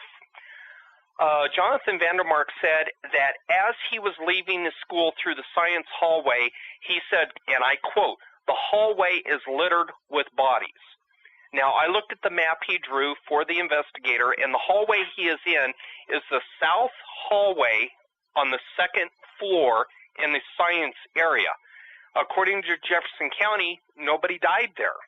Just in the library, 2 students outside, as well as Dave Sanders in the science classroom. But nobody died in the science hallway. But yet you have Jonathan Vandermark saying that, there were bodies in the hallway. And that's not all. You have a SWAT officer calling outside, telling the Jefferson County command post, which had been set up right down the street from the school, quote, "We have mass casualties in here. We need all available emergency aid, ambulances, and even flight for life." In his report, he states, quote, "There are over 25 dead in the school. This was a massacre. We were going nuts trying to figure out how we were going to get the wounded and dead out of this school." That's a SWAT officer's statement, his official statement. Wow. Handwritten statement to his superiors. I don't even know where to go from here. If they say only 10 died, but, we're talking about way more casualties possibly, how do you even cover that sort of thing up? I mean, there are kids' parents involved in stuff. I mean, you know how parents are.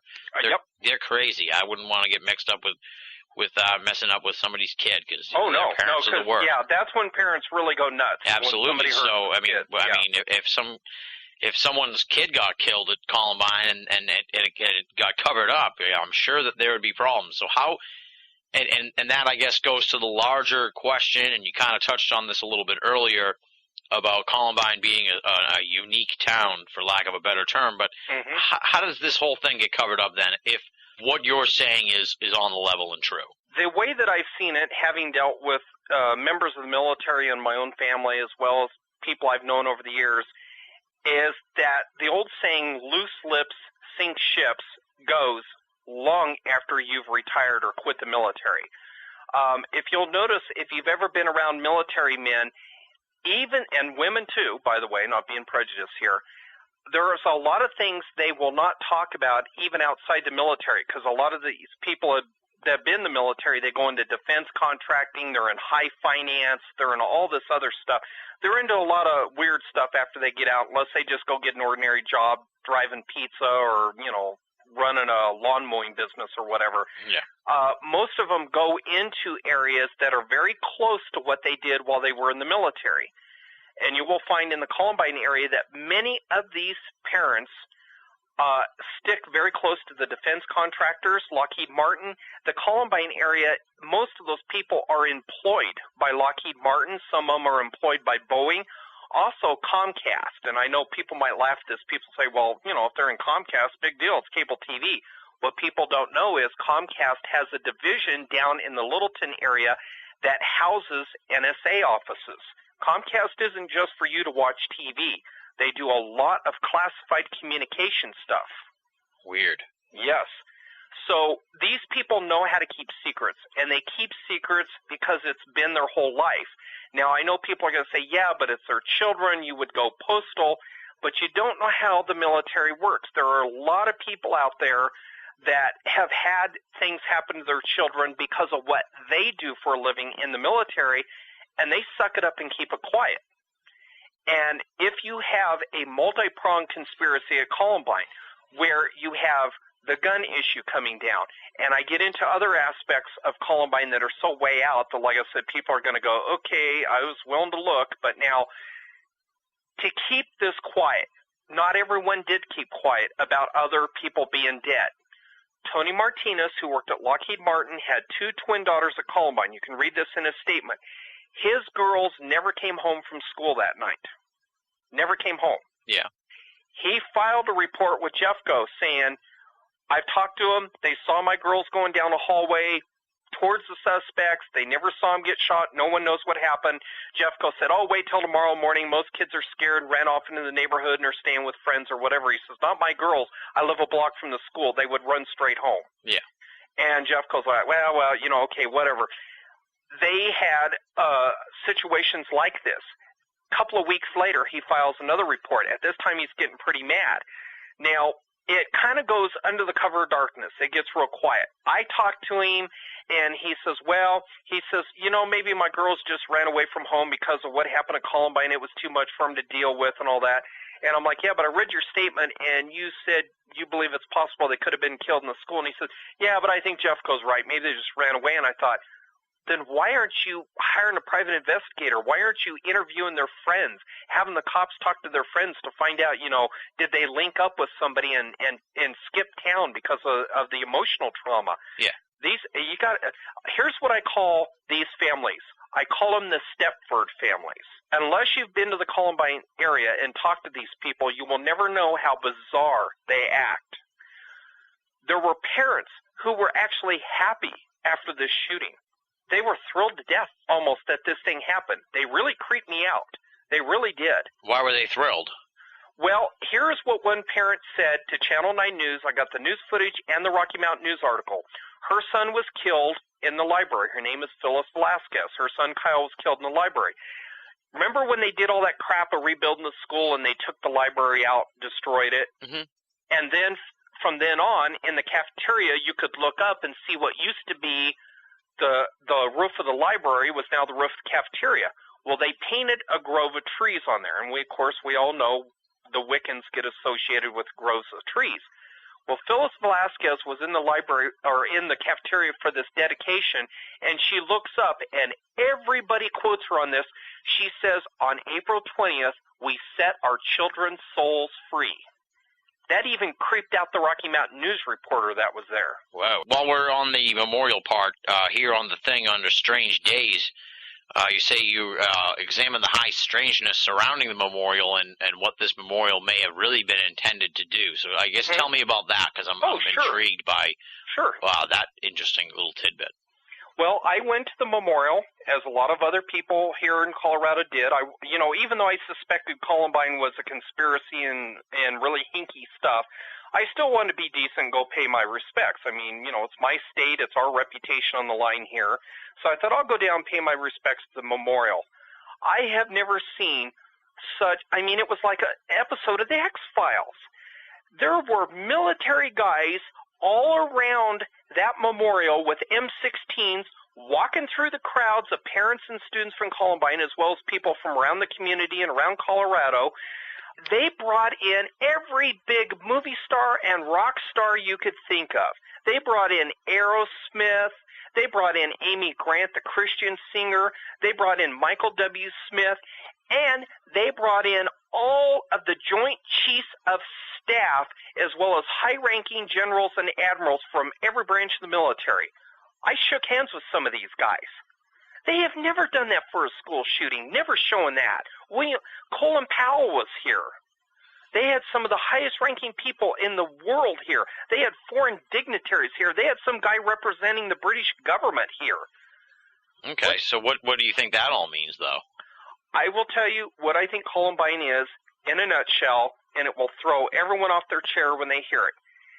That was a ritual sacrifice by extremely wealthy and evil individuals, both within and outside our government. I'm convinced of it. I put everything I have on it. Wow. You don't do things the way they do, and there's nothing hinky about it. They flew the missing man formation for the Columbine kids that were killed. What do you mean there? What's that? Have you ever seen when an American pilot dies, they fly the missing man formation for him? Oh, okay. You ever seen that? Yeah. They did that over the Columbine area, flew the missing man formation. And that's only the beginning of the hinkiness. You had people in there talking about how this was a significant event, that we were going to be motivated for change by this event. And I thought, well, gun control. but then they released all these doves up into the air, and all these parents are standing there looking up, and one woman, and I know she wasn't one of the parents who lost a child, but she looks up and she goes, "Oh, thank God for April 20th. And people who were not from the Columbine area, who it's obvious they weren't there, were looking at her like, "Thank God? What kind of nut are you?" And I heard it. I was about 20 feet away, and I'm like, what kind of sick, twisted woman is this? Yeah, this is getting bizarre. So it's sick. I mean, these people are demented down here. Yeah, I mean, and I'm willing to give you the benefit of the doubt, and I let you believe this and all that. And I'm going to take a devil's advocate point of view, I guess you could say, and just say, maybe you're just trying to ascribe, rational thought and motivations to irrational actions. Like I had a friend, I don't know if you've heard about the wrestler there who killed his wife and his kid and then killed himself a couple years ago. He couldn't believe it and kept saying, there had to be something else to this. And my argument to him was you're just trying to put rational thought into an irrational act. What about that sort of argument, I guess you could say, that maybe, you're connecting dots that don't necessarily connect and you're just trying to put a story to this event to try and make some sense of why it happened when really, we never really will know why these two kids in the official story, flipped out. Yeah. If it was just one or two incidents of people acting stupid, I wouldn't have even gone down that road with that chapter. I would have just dealt with other suspects or whatever and let it go at that. But having been at the memorial myself and having witnessed all these high-ranking military members being there, I've checked all the other school shootings. I've even checked Oklahoma City. Even when they did the memorial for the people dead there, they didn't bring in all these people. And just all of these high-ranking members of our military, all of this stuff, all of these people, and with the background of this community and all their people, when you put it all that together, it's just too much to say, oh, I'm reading too much into it. Okay. And there's a lot more to it than that. There's a lot more to the parents than that. All right. Now, before we get into some of the other stuff here, what about these paranormal events before, during, and after the massacre? Because we're usually a paranormal show, so I do find that kind of interesting that there may be some kind of paranormal connection going on here. Right. The one thing coming from my background, I'll tell you a little bit more about my background, is more Judeo-Christian than most people. Most people either come from, well, I believe in God, but I'm more towards agnostic or whatever. Having grown up in a Christian school and having seen a lot of paranormal events myself, mostly related to what Christians and Jews would call demonic behavior, I kind of subscribe that to this based on the witnesses who, even before the Columbine shooting, were having people like ghost hunters would call it manifestations, ghost hauntings in their homes. In the Columbine area, several families described, even before the shooting happened, just within weeks before it, that they could hear the sound of Indian drums coming from Clements Park. And I thought, well, some kids are, out there with their electronic machines or whatever. I actually sit out there one night. I sit there all night in Clements Park. I had a cop sitting with me because it was right after the shooting, and they didn't want anybody getting too close. Yeah. And I asked the cop, I said, have you ever heard people describe these Indian drums? And he says, oh, yeah, I take reports all the time. He says, I get here, and there's never anything. And so I sit there, and and pretty soon you could hear this little drumming noise. And, boy, let me tell you something. This cop was on his feet in minutes. And he says, well, where the hell's that coming from? And you could hear it. And it was a typical, like what you see on the Indian reservations, their drums. And it kept getting louder and louder and louder. And we were looking around Clements Park. We walked the whole park. He had his flashlight. We looked, no kids playing with us, no funkiness. But it sounded like it was all around us. That is only part of what I've seen. And that was the only incident that I personally witnessed of what I could hear. Everything else that I encountered, especially when I went on a tour of Columbine High School, was I felt eyes on me all the time. And several of the police officers that I talked to who had been inside the school during the SWAT operation said the same thing. They said they kept getting real paranoid, and they had the officer in the rear of the team looking back the other direction as standard procedure, making sure the suspects didn't come up behind them.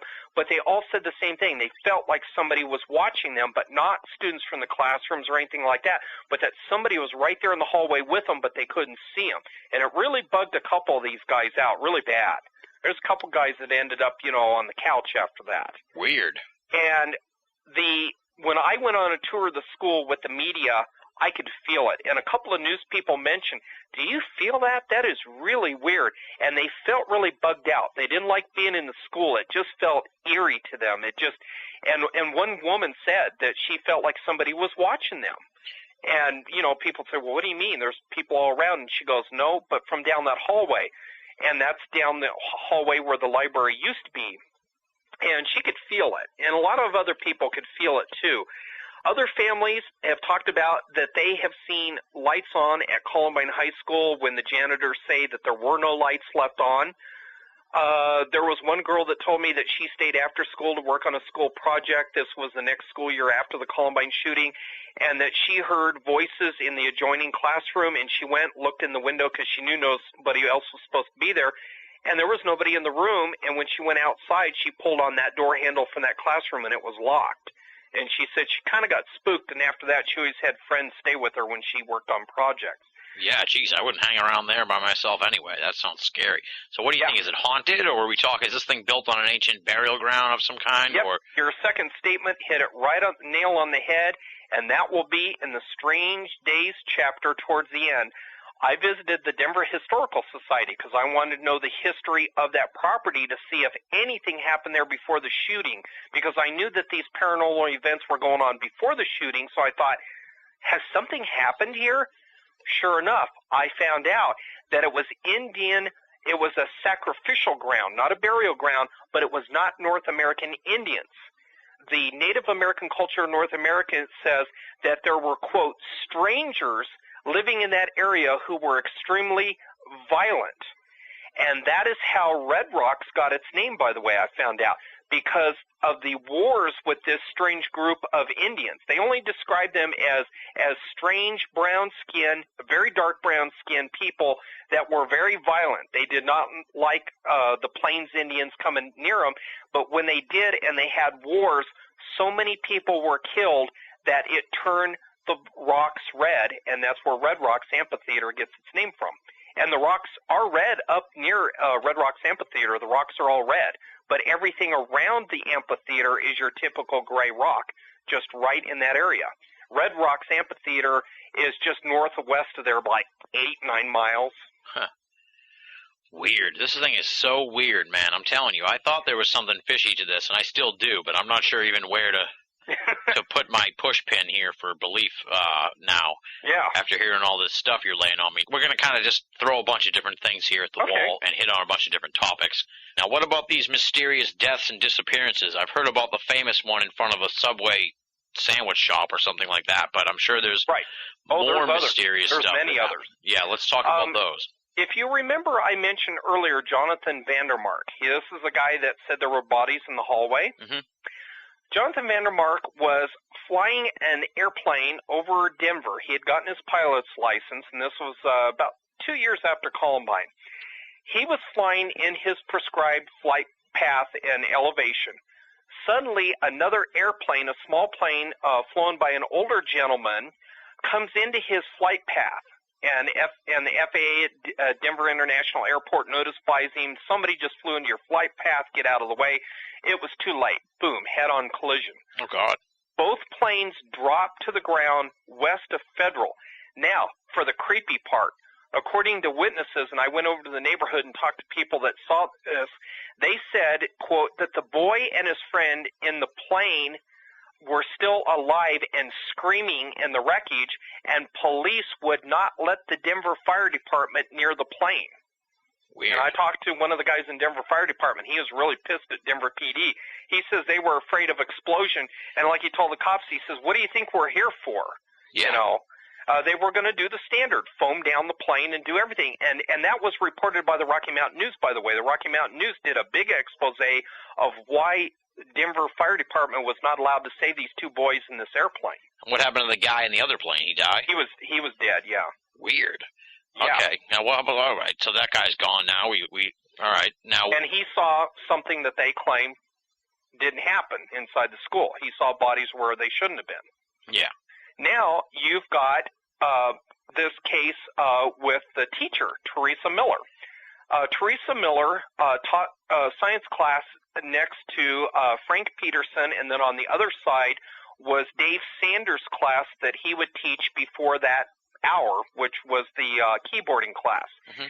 Teresa Miller saw Dave Sanders get shot. She said in her statement to the police, it was not Harris or Klebold that shot Dave Sanders. It was this other student whose name is blacked out.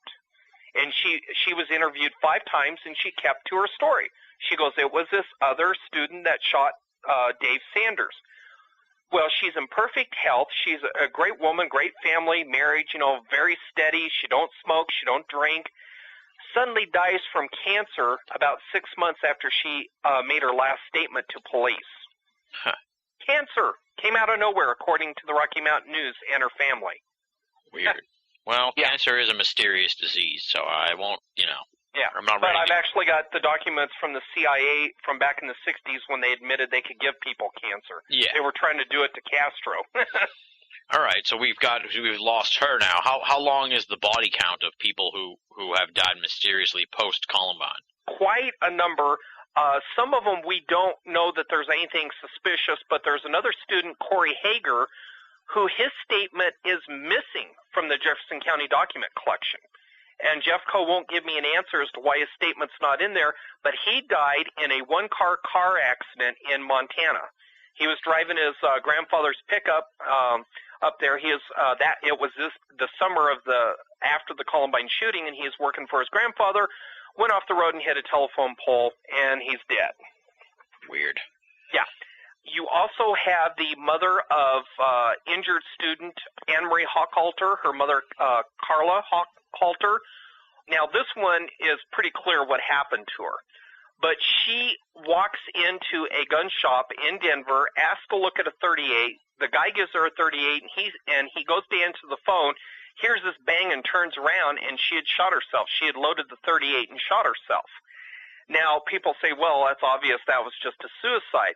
But the reason I put it in mysterious deaths and disappearances was because Jeffco tried to make her out to look like a loony, like she had years of psychiatric trouble, and her daughter from her wheelchair was on TV crying, saying, there was nothing wrong with my mother. She was handling my injury just fine, handling Columbine. She's never had mental problems. They're lying about my mother. I mean, the father actually filed a suit against Rocky Mountain News and Jefferson County, and they were forced to make a retraction that she had years of mental trouble. Weird. But people ask me why I include it in the chapter, and it's very simply this. Anne-Marie told her mother in the hospital, quote, a man dressed in black with a black face mask shot me. It was not Harrison Klebold. Now, you can only imagine a mother hearing that story from her daughter, and everyone in the Columbine area has heard the stories from the other kids about these men dressed in black. It probably pushed her too far.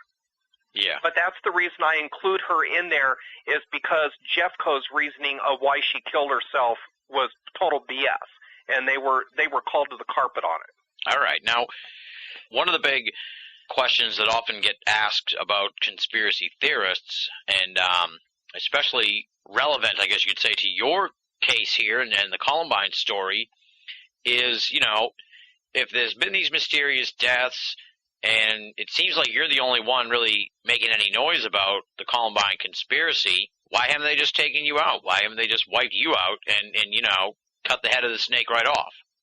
Well, I think the reason why is because I've been public since day one. I haven't been some guy hiding in a corner of the internet. I mean, I've been very public. I mean, I've been into the police departments. They have a record of me being in Jeffco in Denver, talking to them about Columbine. I've been to the protest marches where we protested both the governor and the sheriff's department over the review commission that we thought was a whitewash. I've been very public about it. I think if I was to disappear, people would say, wait a minute, he's been in all these marches and protests. He's been complaining. He's been saying publicly in front of the governor, Bill Owens, that this is a conspiracy and a cover-up. Now he's dead. I think it's better just to let me run my mouth, because I think they know, listen, it's not like he's got the whole shooting on video where it shows, the government in there killing everybody. Yeah. And I'm sure that's the way they look at it. Like, let him talk, Okay, yeah. Because they can explain away some of the consistencies in the official story, but the others they just ignore. All right. Now, what about, some of the kids that made it out of there and the parents and even the people in the community? What's been their reaction to your stuff? Have you heard from people that are like, yeah, dude, you're on the right track, or, warnings to not investigate this stuff, or any sort of reaction, I guess you could say, from the players involved in the Columbine story? It's pretty varied. There are some parents that say, yeah, you're right on. Like a girl by the name of Kara Sander and her mom, Kim Sander. They, I've talked to them numerous times. They said, yeah, you're right on. Kim Sanders believes that the police are monitoring students to this day, tapping their phones, following them around. I get reactions like that. Other parents are more indifferent. They're like, well, we wouldn't do this research if you were you. We're trying to put this behind us, but, it's free country. Do what you want.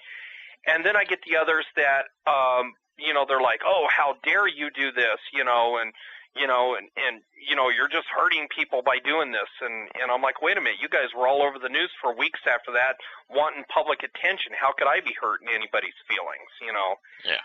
And then you get the other people that just won't say anything at all. I ask them, I'll say, do you mind if I do this? And they just walk away. They just don't say anything at all. Weird. Now, what about? It's varied. Yeah. What about the government and all those folks? I'm sure you've been in contact with the police down there and everything else. At Jeffco, I think Jeffco's got enough to lose that they just kind of grudgingly go along with it. Steve Davis, John Stone, a couple of the others, they're just like, well, go ahead and do your research, but we made our conclusions and we're sticking by them. They don't get threatening. They don't threaten me in any way, and I've never been threatened by any of them. Others in government, like when I was downtown at the FBI building trying to pull documents, they were a little bit more nastier about it, but, no direct threats, just like, well, why do you want to know? And, who are you? And the typical FBI response. Others are in law enforcement are very much for it. They got pensions to protect, so they don't want to come out. But, I've been told by a couple of cops, yeah, go for it. Some of them that were there, they knew it's bad. But they've also said that they're not going to support anything as far as research goes, but, go for it. So. Yeah. Now, are we ever going to be able to get to the bottom of this, do you think, or is it just, going to turn into like a JFK assassination type? Oh, no, I've really already gotten to the bottom of it for the most part. I have actually talked to the guy who trained Harrison Klebold. I know exactly what his part was in all this. Believe me, this is the guy whose photo he's in the library. This guy was writing to the newspapers saying Harrison Klebold were idiots, they couldn't shoot straight, John Stone and the Sheriff's Department, they're all great guys, and the parents suck for bringing a lawsuit, they're all a bunch of idiots. And I'm like, how stupid can that be? At the time of the Columbine shooting, he was a firefighter making $30,000 a year. Now he lives in Evergreen in a $500,000 house. Interesting. Mm-hmm.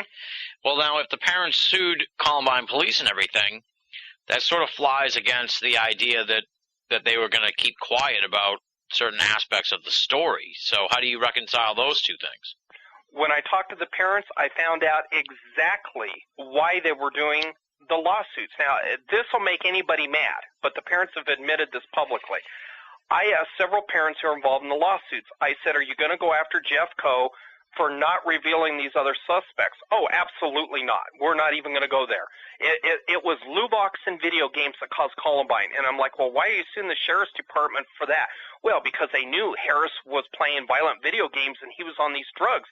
And I'm like, yeah, but there's a lot of people that play video games and are on drugs. And the cops don't go after everybody unless they've committed a crime.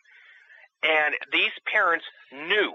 They knew there were other suspects. One parent told me she's the one that told me about this adult that trained Harrison Klebold. And I said, who else knows about this guy? And she goes, the whole community knows about him. He used to do fire safety classes in the school. Every kid there knows who he is. I said, how come nobody's talking? She goes, you don't know this place. She goes, they don't talk down here. And I said, are you going to bring that up in your lawsuit? And she goes, no, absolutely not. She goes, I'm not going to bring it up. She goes, we're just going to go after Solvoy Pharmaceuticals, and we're going after the makers of the video game Doom, and then we're going to get the sheriff's department for not reacting fast enough.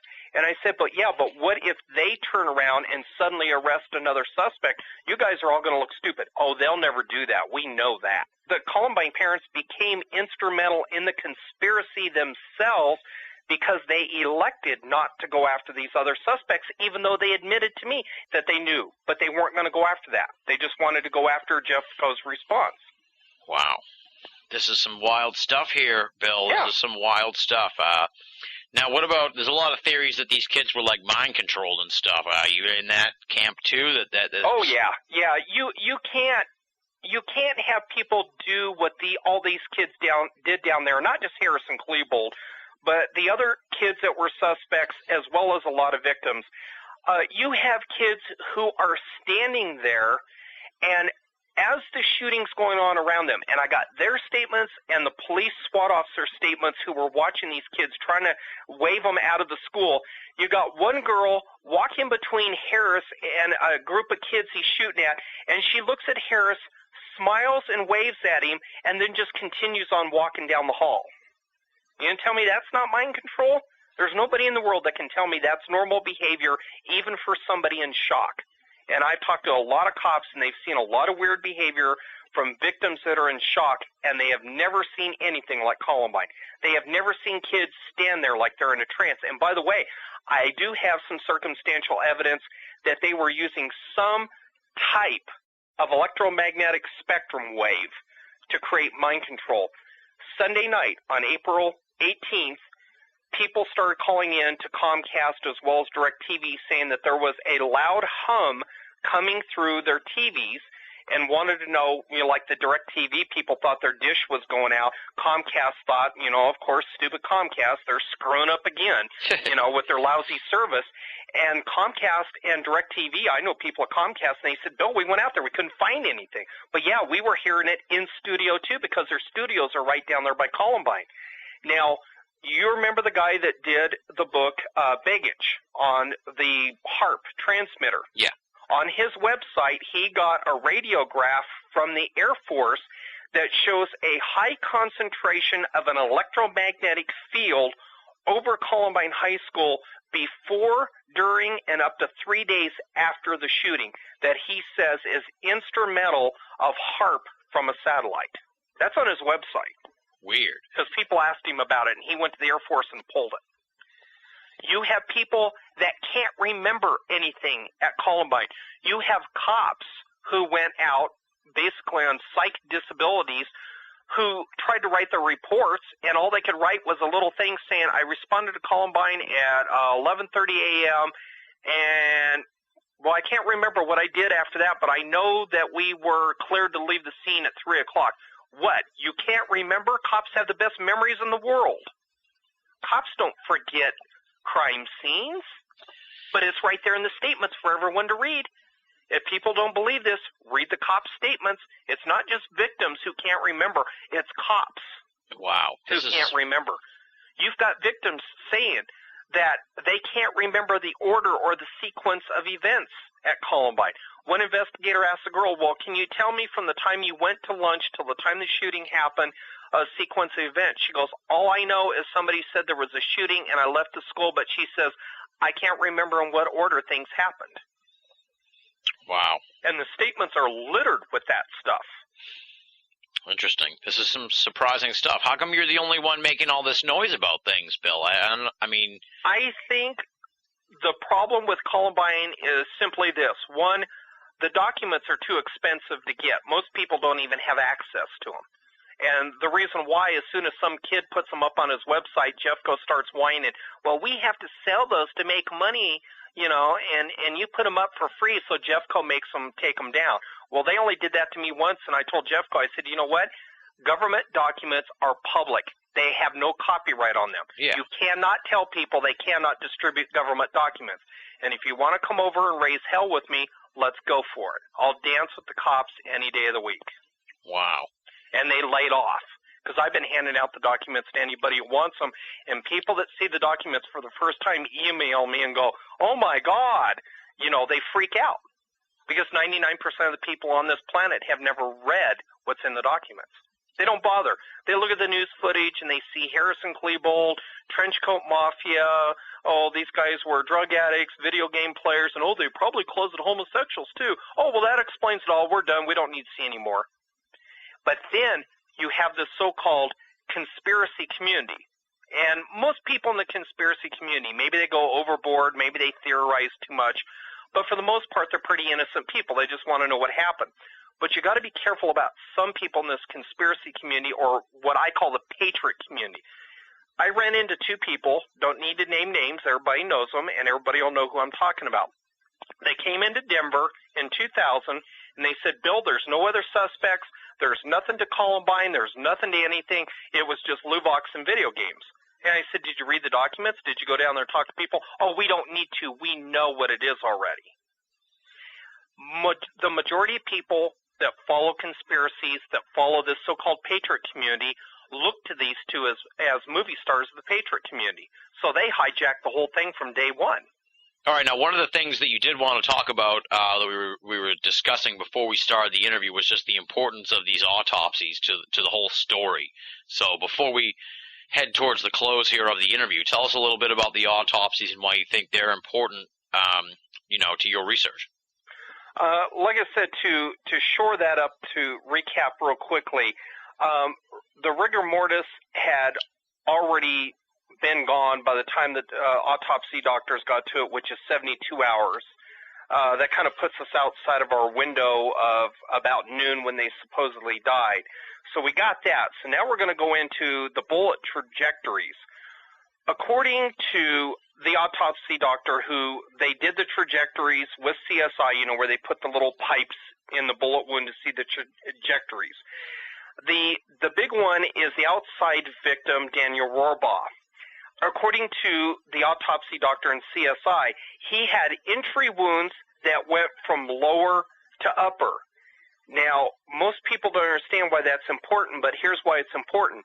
According to Jeffco, in their official story, Eric Harris and Dylan Klebold were above Rohrbaugh by a good 15 feet higher and a good 30 feet away.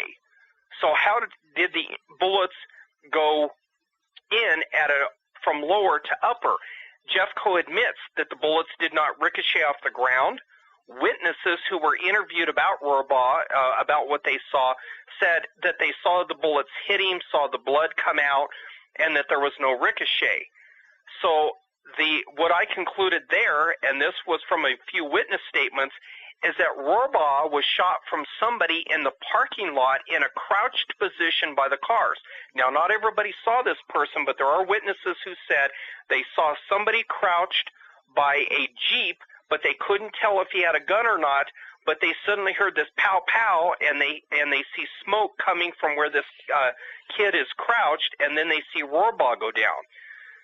Based on the position of Rohrbaugh's body, there is no way he was shot from up above, because where he's laying, he is facing towards the Columbine parking lot, but Jeffco in their official report has him facing towards Harrison Klebold. There's no way that they shot him from the overview where they were at. So that means, obviously, that this person out in this parking lot could have been shooting a gun, and if that's the case, Jeffco doesn't put Harrison Klebold in a crouched position in the parking lot, which suggests another suspect. So that is in the reports too. Now, go into the library victims in the library, and you have two concerns of investigators and the autopsy doctors. One, all of the bodies had been moved. There was blood transference from one victim to another, and they couldn't understand how that happened because not all the victims died together at the same table. It's not like they all slumped over and got blood on each other after being shot. They were at different tables. But a couple of those victims had blood transfers on them from other victims. suggesting that they had been closer together. That's the first problem that they have, and I have a theory about that, but I haven't proven it yet. That's why I say the Columbine book is continuing, because there will be stuff added down the road. But the bullet trajectories of the victims in the library as well do not line up. They were also shot from lower to upper. They were shot in the back. The entrance wounds are in the back on most of the victims and go from lower to upper. Now, people say, well, maybe they stood up and Harris and Klebold were down on their knees or they were hiding or whatever.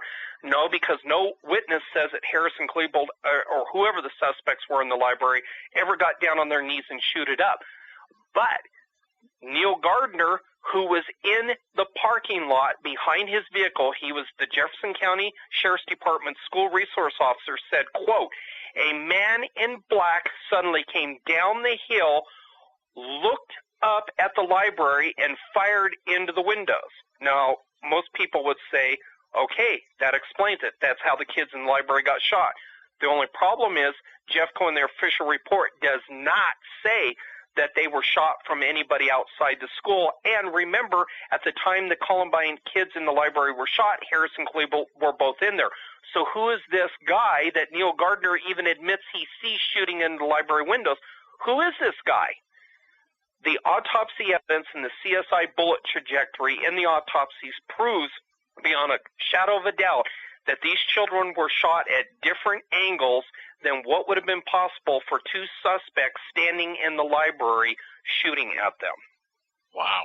This is some wild stuff, Bill. I'm telling you, this is some thought-provoking material. And like I said, I'm not sure where to put my pin as far as what I believe just yet, but I have always felt that there was something more to this story than the mainstream has let us know. It seems like too big of an event than just what we've been told.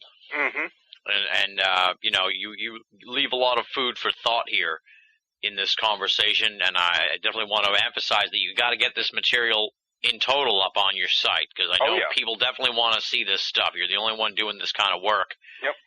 And you got to get it up there for folks to look at, because right now... all my free time is dedicated to getting it up there. All right. When I get home at night, I go from 5 o'clock till 1 o'clock in the morning, just shoving it up as fast as I can and rendering the video out to flash video to embed it in the web pages and everything. Nice, yeah, because folks are definitely going to want to hear, going to want to see some of this material and stuff, and hopefully, if not by the time they hear this interview, then you know, in a couple of weeks or something like that, definitely. You should try and get it up for the anniversary, because I'm sure you're going to get blown away by hits and stuff by then. But all right, we touched on that. Is there anything else you want to talk about before I wrap it up? There is one thing that is, whether it's suspicious, whether it's just, you know, bad luck for two people. You have two Columbine students who managed to survive April 20th, and they went on to college, and they were both boyfriend and girlfriend at Columbine, and they ended up at Virginia Tech, and they narrowly escaped being killed because they would have been in the class that Cho went into, but the girl forgot her keys, and when she went back into the apartment, she couldn't find them. And that's what saved him. By the time she found her keys, he had already started shooting, and people were saying, hey, don't go to class, there's a shooting. Wow, that's bizarre to survive two shootings like that. Mm-hmm. That's just strange. That's one of those weird synchronicities that you just don't know what to make of. Yeah. The other thing that will give people food for thought, and this is one thing I think why Columbine is a continuing saga even today, is that there was a girl who was there on April 20th. She saw the shooting, and they went to interview her, and her phone was disconnected. They went to the house. There was nobody at the house, and so they let it drop. The next school year, she was signed up to go to school there, but she never showed up for school, even though her parents and her had registered her there. And Jeffco investigators asked, Neil Gardner, do you know if this girl is still going to school there? And he says, well, she's registered, but she never showed up. And they call her house, and the phone's disconnected, and they don't know what to do. And that ends the investigation into that. She's one of at least 24 students like that they never bother to follow up to find out where these kids went. Their phone numbers are disconnected and they're gone. And I'm thinking to myself, if you've got a kid registered for school that does not show up, you don't drop it. You send somebody to the house. They always do. Yeah. They don't just let that go. Yeah, it makes you think maybe these are kids that, know the truth about what happened and are hiding out because they don't want to deal with this. Oh, hey, they had one kid that he disappeared. His parents disconnected their phone, and they're on the road on the run. They finally find a cell phone number for this kid, and I think it was his parents' cell phone. They call him, and he says, oh, yeah. He says, we haven't been answering our cell phone, but he says, yeah, we've been getting messages all the time. He says, I really can't talk to you about Columbine. My parents and I are on the road, and we're just going from state to state. We never know where we're going to be from one day to another. And that was it, and then hung up on the investigator. Strange. Yeah. I don't know what to make of this, Bill. I don't know what to make of it. I'm a little tweaked out in general. I hope I make it through the week here. All right. Well, we'll sort of leave it at that here. There's definitely a lot more material we could go over, but we've already gone like nearly 2.5 hours, so I don't want to take up too much more of your time. And I know folks could definitely check out your website, and hopefully soon all the material will be on there. Yeah. What do you have planned for the future? Tell people about the Phantom Chasers website and the other research you do. And, when we can expect more from ColumbineConspiracy.com. Okay. On the ColumbineConspiracy.com, all but the last 2 chapters of the book will be up there in 2 weeks. The last 2 chapters are the most complicated. They basically, I put all of it together in the last 2 chapters. The second to last chapter is the New World Order, and then conclusions. I basically have to tie all of Columbine together right there, and conclusions is not that big of a deal. But the rest of those chapters, from special operations back to the start, will all be up there in 2 weeks. The website itself will not only have the chapters of the book, but anywhere where a student is making a statement or where I claim they're making a statement, you will see a little grayed out link next to their name. You click that, and it will bring their statement up so you can read it in for yourself. So that means all of the government documents will be available on the website for anyone to download. If they have DSL or broadband, they will be able to download about $1,700 worth of documents for free. Oh, wow. I'm sure Jeffco likes that. Yeah, well, to hell with them. They're government documents, and I can win my case in court, and they know it. That's why they've left me alone since then, because I hand them out on DVDs all the time. Nice. People say, hey, can I have the Columbine documents? Yeah, here's the DVD. Nice, nice. Yeah. Now, Phantom Chasers in general, the next bit of research that I'm going to be doing is I have a lot of the news footage on this, is I'm going to go ahead and go into Virginia Tech. There is a lot of weirdness there with Cho and that whole thing, and where the parents were basically given a payoff and said, quit crying about your dead children, here's your payoff, go away. There was a lot of controversy. Even Anderson Cooper got into that on Anderson Cooper 360. Why did these parents just take all this money and decide to quit asking questions of the police department? You know? So I've got his news footage questioning the Blacksburg police chief on that. So that'll be my next thing. I've got a lot of the police documents on that. I don't have them all, but that'll be the next big area of research. Phantom Chasers deals with a lot of different areas, as you've seen. There's paranormal, there's politics, sociology. I'm going to go back into the paranormal aspect of the Roswell crash, some of the documents around that, so people will start seeing documents and witness statements popping up there on that. Phantom Chasers, with all the different subject areas, eventually within a year, every subject category will have at least one story in it within a year that will have video, audio, and government documents to go along with it. Nice, nice. All right, Bill. Well, we'll wrap it up here. We've covered a lot of material, and as I said, I'm not really sure where to put my mind on this story, but you definitely raised just so many questions and in a timely fashion here for the 10th anniversary of the event. And I hope more people look at the Columbine story and look at the information that you've got on the website there and come to their own conclusions, and hopefully a lot more of that material will be on there soon so folks can take a look at it. Yeah. And I can't thank you enough for coming on the show here, giving us so much time. I've really enjoyed the conversation. this has been one of my favorite topics of interest that I really haven't had anyone to talk about it with. Yeah. And so to have you on the show has just been a really fun experience for me. Well, I've had fun being on the show. Thank you. I appreciate that. And, it's unfortunate that it's such a tragic event that we had to talk about, but at the same time, it's important that there is somebody looking at this story, and that's you. So I thank you, and hopefully we can have you back on the show in the not-too-distant future to talk more about the Columbine story and some of the other stuff on Phantom Chasers, and really delve some more into what you think is the big-picture story behind the entire Columbine event and other subsequent events. Okay, well, thank you for having me on the show. That does it for this week's edition of BOA Audio Season 4. Big, super huge thanks to William Zabel for coming on the show and giving us so much time. In addition to the over 2-hour conversation we had here for the show, William and I ended up chatting for probably close to an hour after the program was over. And I almost wished I had taped that part of the conversation as well. It was just an amazing discussion on all things conspiratorial. You'll definitely be hearing more from William Zabel on BOA Audio in the future. Until then, though, you can always check out William's websites. They are as follows: www.columbineconspiracy.com and phantomchasers.com. Both of those websites, all one word, in the URL.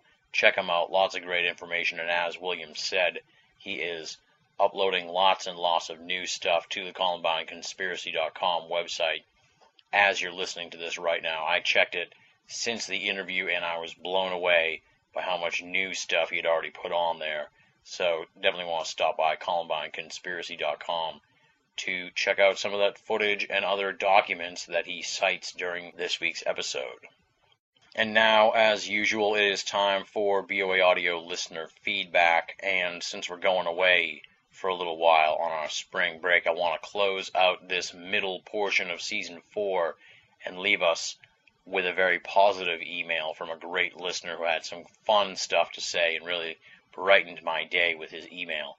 He is Trevor, no hometown listed, and here's what he has to say. Mr. Banal, please, sir, stop reading from the audio quality complainer Phoebes. I and all your fans love your raw feel and the character of it. I love the way the audio from your end has a from the ether sound while your guests are clear. I also love the mysterious clicking sounds, which I've always assumed is you lighting up a smoke as you contemplate the strange depth of your guest's recent bizarre claim. Immediately you can be visualized as sitting back in your chair and the smoke circling your head. That rocks from a listening perspective. I salute you, Tim. Best damn esoteric show on the internet. If I sell my latest screenplay and you read this email on the air, I will be a significant financial contributor, just because I've been a 4-year listener. I'm pretty sure I've contributed in the past. I'll have to look it up. Signed, Trevor, no hometown listed. Although occupation is listed, he is a screenwriter behind Outer Limits and They Wait. I'll have to check those films out. Thank you for writing in, Trevor. I really appreciate it. I was completely blown away by this email, much like last week's email from Sweden, but this was a completely different angle and another great email from an awesome BOA Audio listener. For starters, I wish you the best of luck in selling your latest screenplay. If it leads to a significant financial contribution to BOA, that would be awesome. But either way, I wish you the best of luck, Trevor, in selling your screenplay. I'll have to check our email database here to see if you've contributed in the past, but the name does ring a bell, so it's very possible. And if that's the case, I thank you for your contribution. It definitely helped keep BOA on the air throughout the last 4 years. Regarding the audio quality complainer Phoebes, I don't know what a Phoebe is really, but I'll just take that as a pejorative and we'll laugh together about that. As I've said in the past, I like to read the emails from all different angles, and I don't want the end segment here to be a fluff segment of just people telling me how great the show is. So I do put forward the opinions of folks who complain about the audio quality, but thankfully those are few and far between. And then I get great emails from folks like Trevor here who sort of pump me up and keep me going and say, hey, wait a minute, dude, the sound quality's not that bad. We definitely do try to embrace the raw feel of the show. It is a very handmade program. We don't use a lot of fancy stuff. I know it may sound like that at the beginning when we do the funky mixes for the intro music, but really all the equipment and all the stuff we use for the show is bargain material stuff, and it is a raw program, so I'm glad that you enjoy the raw feel of it. And to solve the mystery here, that clicking sound is definitely me lighting up a smoke while I'm conducting an interview. I do smoke like a chimney during these interviews because I'm sort of shackled down in my chair here, and I can't really get up and get around. And some of these interviews go about 3 hours or so, so I do smoke a lot of butts while I'm doing an interview. And when you hear that sort of dragging click sound in the background during an interview, that is exactly what it is. And sometimes I take them out, and other times I leave them in depending on how anal I'm feeling about the editing of the program. In short, thank you so much for writing in, Trevor. I really appreciate it. Your email brightened my day, really made my week, possibly made my month, to be honest with you. I was just completely blown away by that. I'm still sort of on the fence as to whether Trevor's being sarcastic here, but I'm hoping that he's not, because I really enjoy the email, and it made my day. So thank you again for writing in, Trevor. Stay tuned to the program. We've got tons of great stuff coming up at the close of Season 4, 9 more episodes. We'll talk a little bit about that in just a moment. I also want to do a little throwback and update to last week's BOA audio listener feedback. I have heard back from Klaus Jaeger, and the Swedish ufology episode is in the works as I speak. So there's a very, very good chance we will have a Swedish ufology episode sometime here as we close out Season 4. I don't want to make any absolute promises, but the connections have been made, and we're progressing towards putting together that episode, so stay tuned to BOA Audio for that, and big thanks to Klaus Jaeger for his help in laying down the groundwork for that episode. He is the man. I may have to dub him our BOA Sweden correspondent. Just because we're going on spring break doesn't mean we don't want to hear from you great BOA Audio listeners. I love the emails, not just from the international folks, but from all the great Banal of America Audio supporters and listeners, and the people who have stuck with this program for a long time or just discovered it recently in the last few months. If you want to have your voice heard here at the end of the program, that's pretty simple to do. There's 3 methods. Either write to boaaudio@hotmail.com or go to Banal of America and click the contact button. And the third method is joining up at the official BOA forum, theusofe.com, theusofe.com. Fantastic group of folks there. They're like a little family of esoteric enthusiasts, but we talk about a lot of other great stuff too, like TV shows, movies, and sports. Awesome community, and we'd love to have you join us at the US of E. So those are the 3 methods: the email, the contact button, and the forum. Any of those puts your correspondence into my hands, and in turn into the BOA Audio listener feedback mailbag for a future edition of this segment here at the end of the program. Up next, let's roll into the credits and thanks portion of the show. You know who they are. We talk about them here at the end of the program every week, but they are awesome. They are the BOA staff: Leslie, Chiron, R. Lee, Joe V., who I just heard is getting married. Congratulations to Joe V., Regan Lee, Tina Senna, Richard Thomas, Paul Black, and Lasha Seniuk. They are the amazing BOA staff. I couldn't do what I do without them. They provide so much amazing content for Banal of America. It's just unbelievable. Monday through Friday, a wealth of thought-provoking columns looking at so much material that we just don't have a chance to get to here on the program. And sometimes they inspire me to look up a guest and get people on the show, like Stephen Rourke, who we had on the show earlier in Season 4. That was directly via a Rochelle Hawks piece. And I'm sure they're going to be carrying the load here at BOA for the next month while we're on spring break. I'm going to try and contribute some written stuff here at the website, because it's been a while since I did some writing. But for the most part, I'd say it's going to be 90% BOA staff, and that's why I thank them and tip my cap to them. They are the gears of the BOA machine. We would cease to exist without their strong support and consistent contributions to the website. As we say week in and week out here on the program, if you're only listening to BOA Audio and you're not reading the columns at Banal of America, you're only getting half of the story. BOA, make it a part of your everyday search for esoteric news and opinion. Much like the year-end episodes at the beginning of January, please allow me to eschew the normal BOA donation request. I did just pay out a hefty tax bill, but at the same time, I don't feel quite right asking people to make donations when we're going on break here for a month and we're not going to be providing you with quality BOA audio material. Save those donations for when I do the big push at the end of Season 4 to clear the books and get us back in the black for Season 5. So for now, I'll just say thank you to all the great folks who have made donations so far this year. Your generosity has been just breathtaking, and I really appreciate it. And I sincerely thank all the great folks who have made donations to BOA and BOA Audio. Know in your hearts that you are a big reason why this program and the website are freely available to all of our great readers and listeners the world over. Normally here I'd preview what's coming up next week, but I've already beaten to death the news that we're going on spring break. We'll be back sometime in May. I'm hoping to be back on May 11th, but I'm realistically looking at May 18th.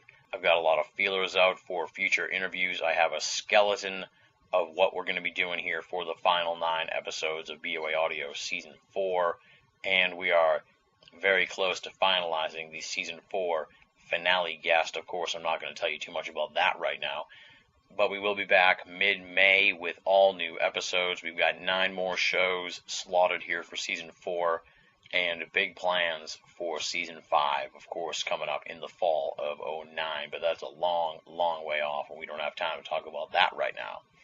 So I'll just say keep an eye on the website, and we'll have some news on our big return in mid-May, and some teasers on who to expect on the program for those final 9 episodes. I've got some cool guests in mind, and hopefully those will work out, and people will really dig those. And on that note, we close out this massive edition of BOA Audio. Big, super huge thanks once again to William Zabel for coming on the show.